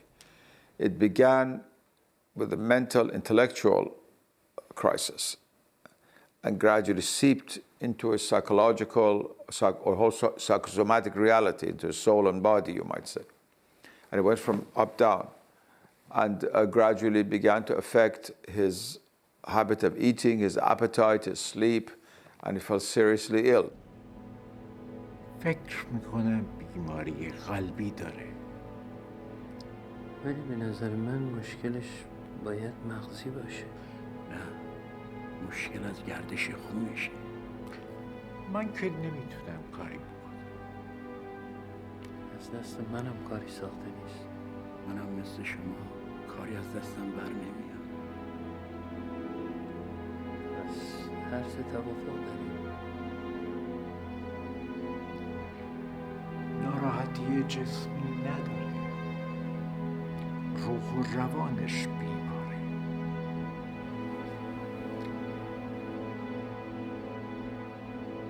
I examined my motives and realized that my work was not driven by a pure desire for the things of God. Instead, I was motivated by the desire for an influential position and public acclaim.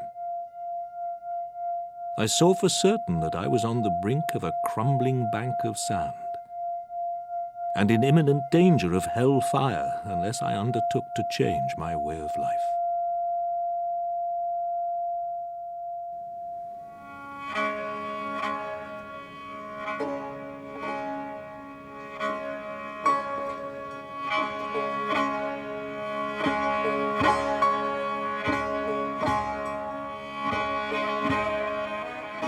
I knew that the Sufi way combines intellectual belief and practical action.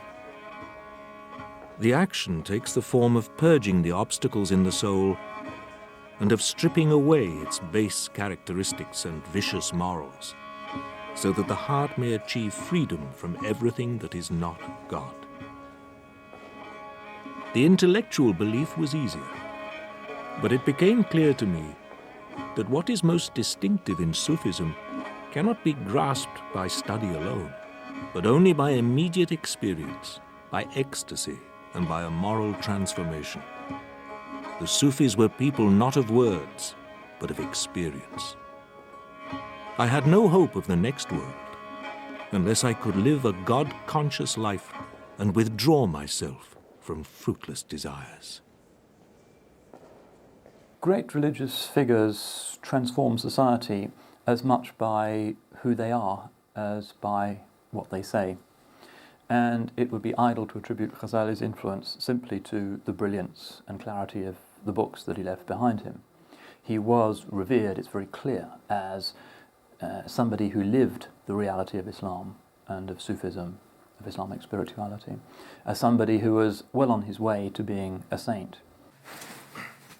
I have been able to do what my doctors couldn't do: cure myself. And yet the cure is absolute. I have to give everything up: my position, my reputation, my home, and my family. He performed the act which made Ghazali Ghazali, and that's why we're speaking about him now, 900 years later. That is, he left his position, his wealth, his family, the world, and disappeared. He fled from the whole condition of life which had been so successful, being close to the Caliph at the capital of Islam, well off, very famous. He left everything in order to rediscover certitude, in order to be honest with himself and understanding the nature of the divine reality. تو میفهمی که من باید برم.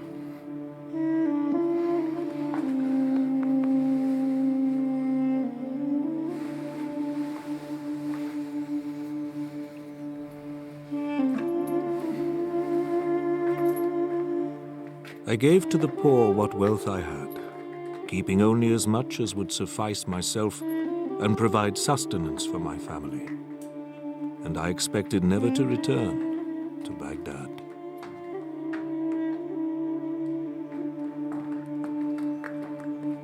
When you begin the inner journey within your soul, it's very good to also begin an outer journey in the world out there. It's not at all like modern tourism, in which you travel on the surface of your soul. No matter wherever you go, you come back the same imperfect person after having spent $10,000 and ruined the climate and the environment. It's not like that at all. But when one travels with consciousness, one realizes that one's home is not that particular street, one's place is that particular place, it's in God. A real traveling spiritually means that. And so traveling outwardly was considered to be a very good support for the traveling inwardly.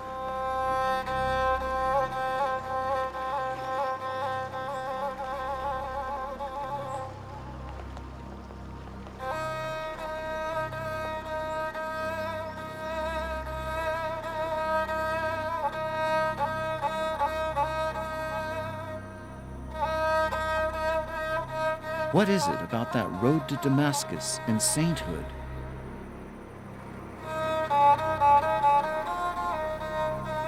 Assalamu alaikum. Assalamu alaikum.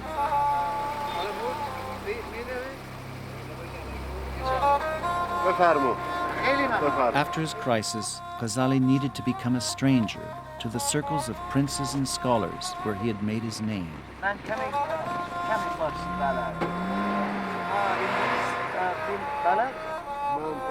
am a little English speaking. Dissolving his ties and placing himself in the crucible of asceticism, he began living as an anonymous wayfarer, trusting only in God.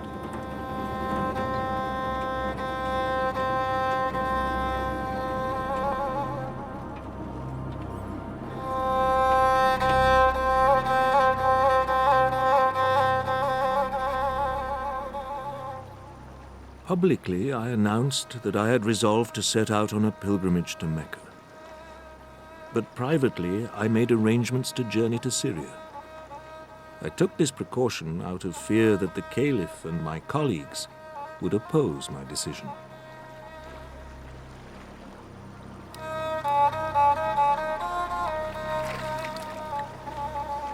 Al-Ghazali spends the best part of 10 years incognito. We don't quite know what his itinerary might have been.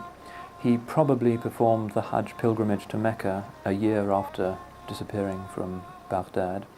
We know that he spent some time in Jerusalem and indeed wrote one of his key theological treatises in Jerusalem. We know also that he spent quite a bit of time in retreat in a cell in Damascus, whose location is still known and pointed out and indeed visited to this day.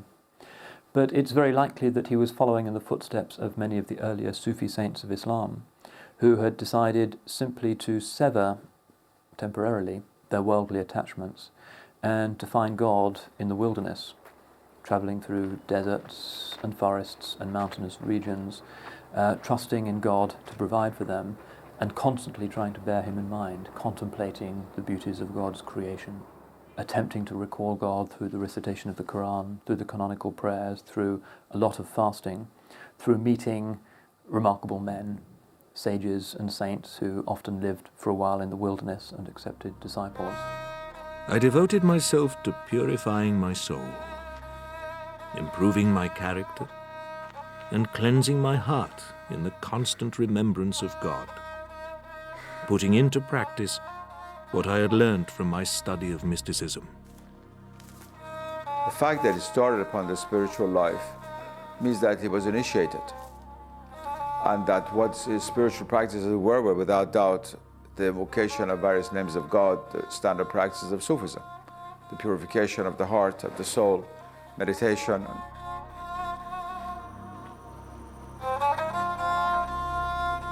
The Sufi path consists of certain practices, ways of thinking, ways of acting, and above all, ways of being.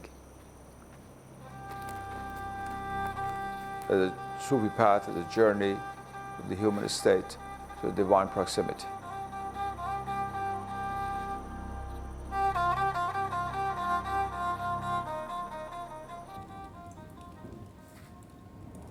I stayed in Damascus for 2 years, doing nothing except cultivating obscurity and solitude, together with religious and ascetic exercises.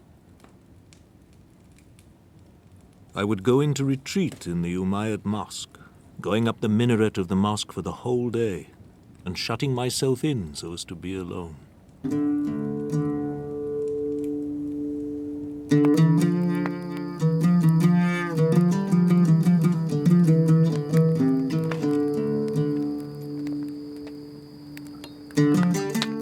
One of the things about the mystic path, or about this direct experience of reality, is that for Imam Al-Ghazali, it is science. Because at the root of science, and this was well known in the Muslim world during his lifetime, which came much later from the Muslims to the West, at the root of science is the ability to replicate the experiment.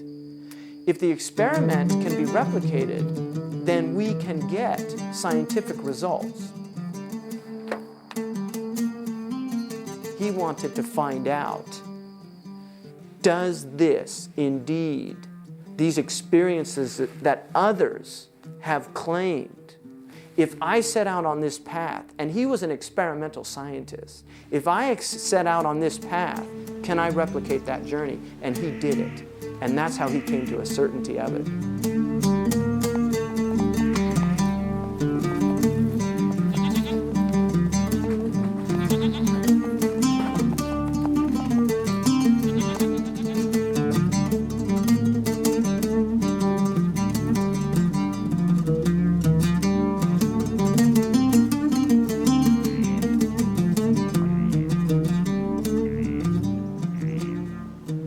We don't know whether it was his intention at the outset to return to civilization. He probably didn't know. All he knew when he left Baghdad was that his spiritual circuits had fused. He had to get out. He had to try and find an answer to his crisis in his heart and in the recollection of God. During these times of solitude, there were revealed to me things innumerable and unfathomable. This much I shall say, so that others may be helped. I learnt with certainty that it is above all the Sufis who walk on the road of God. Their life is the best life. Their method, the soundest method. Their character, the purest character.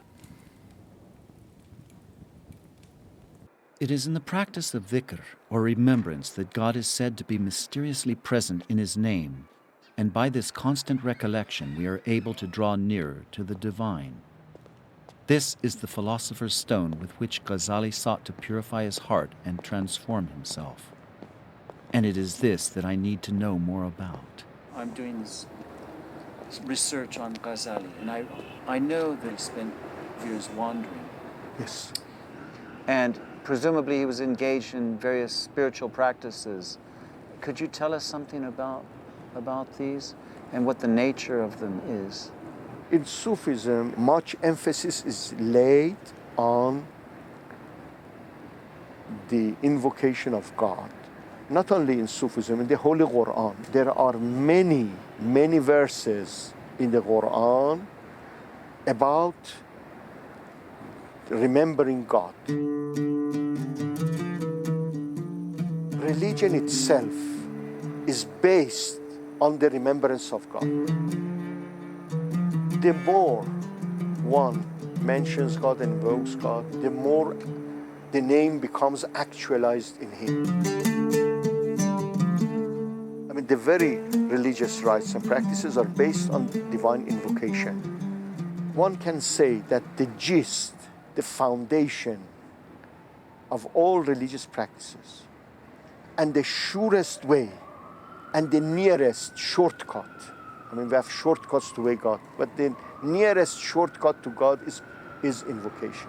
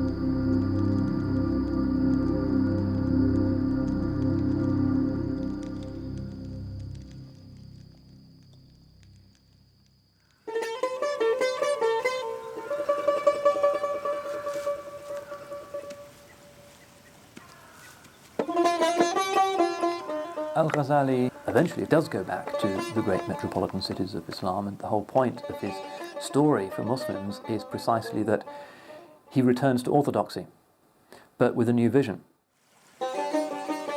His vision is that the proof of Islam is an experience, what he calls dhawq, tasting the realities that lie behind the veils of physical existence. That's the real argument for religion, and that doesn't come about through the systematic discussion of metaphysics. It comes about through remembering God, purifying the intention, purifying the heart, and trying to open oneself up to an effusion from above.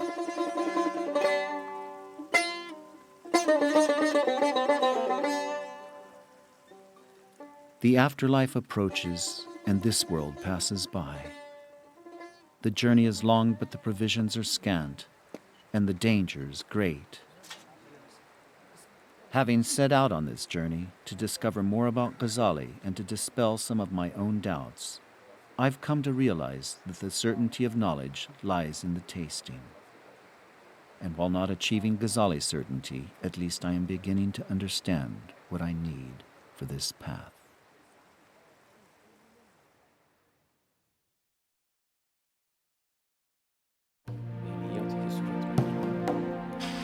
As time passed, various matters, together with the entreaties of my family, drew me back to my homeland. And so I returned to it again, though at one time, nothing had seemed less likely.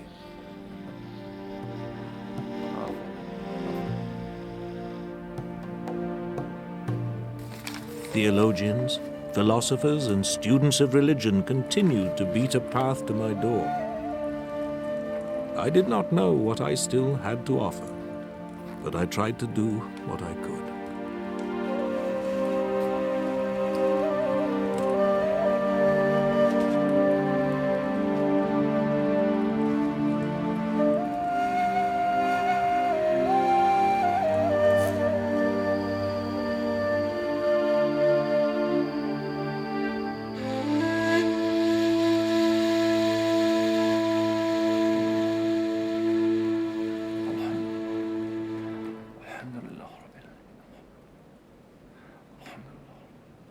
دوشنبه 14 جمادی الاخر سال 505 هجری قمری برادرم ابو حامد محمد بیدار شد.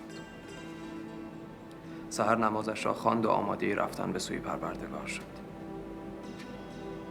از من کفنش را خواست. آوردم.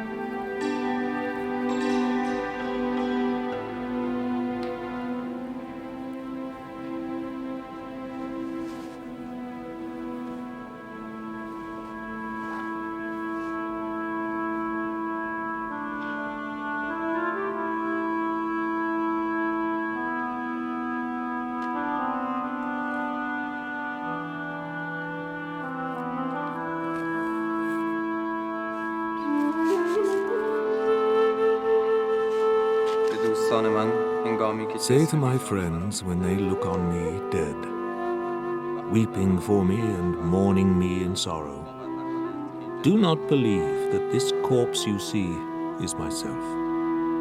In the name of God, I tell you it is not I. I am a spirit, and this is nothing but flesh. It was my abode and my garment for a time. What I am now, even so shall you be. For I know that you are even as I am. The souls of all humankind come forth from God. The bodies of all are compounded alike. Good and evil, alike it was ours. I give you a message of good cheer. May God's peace and joy forevermore.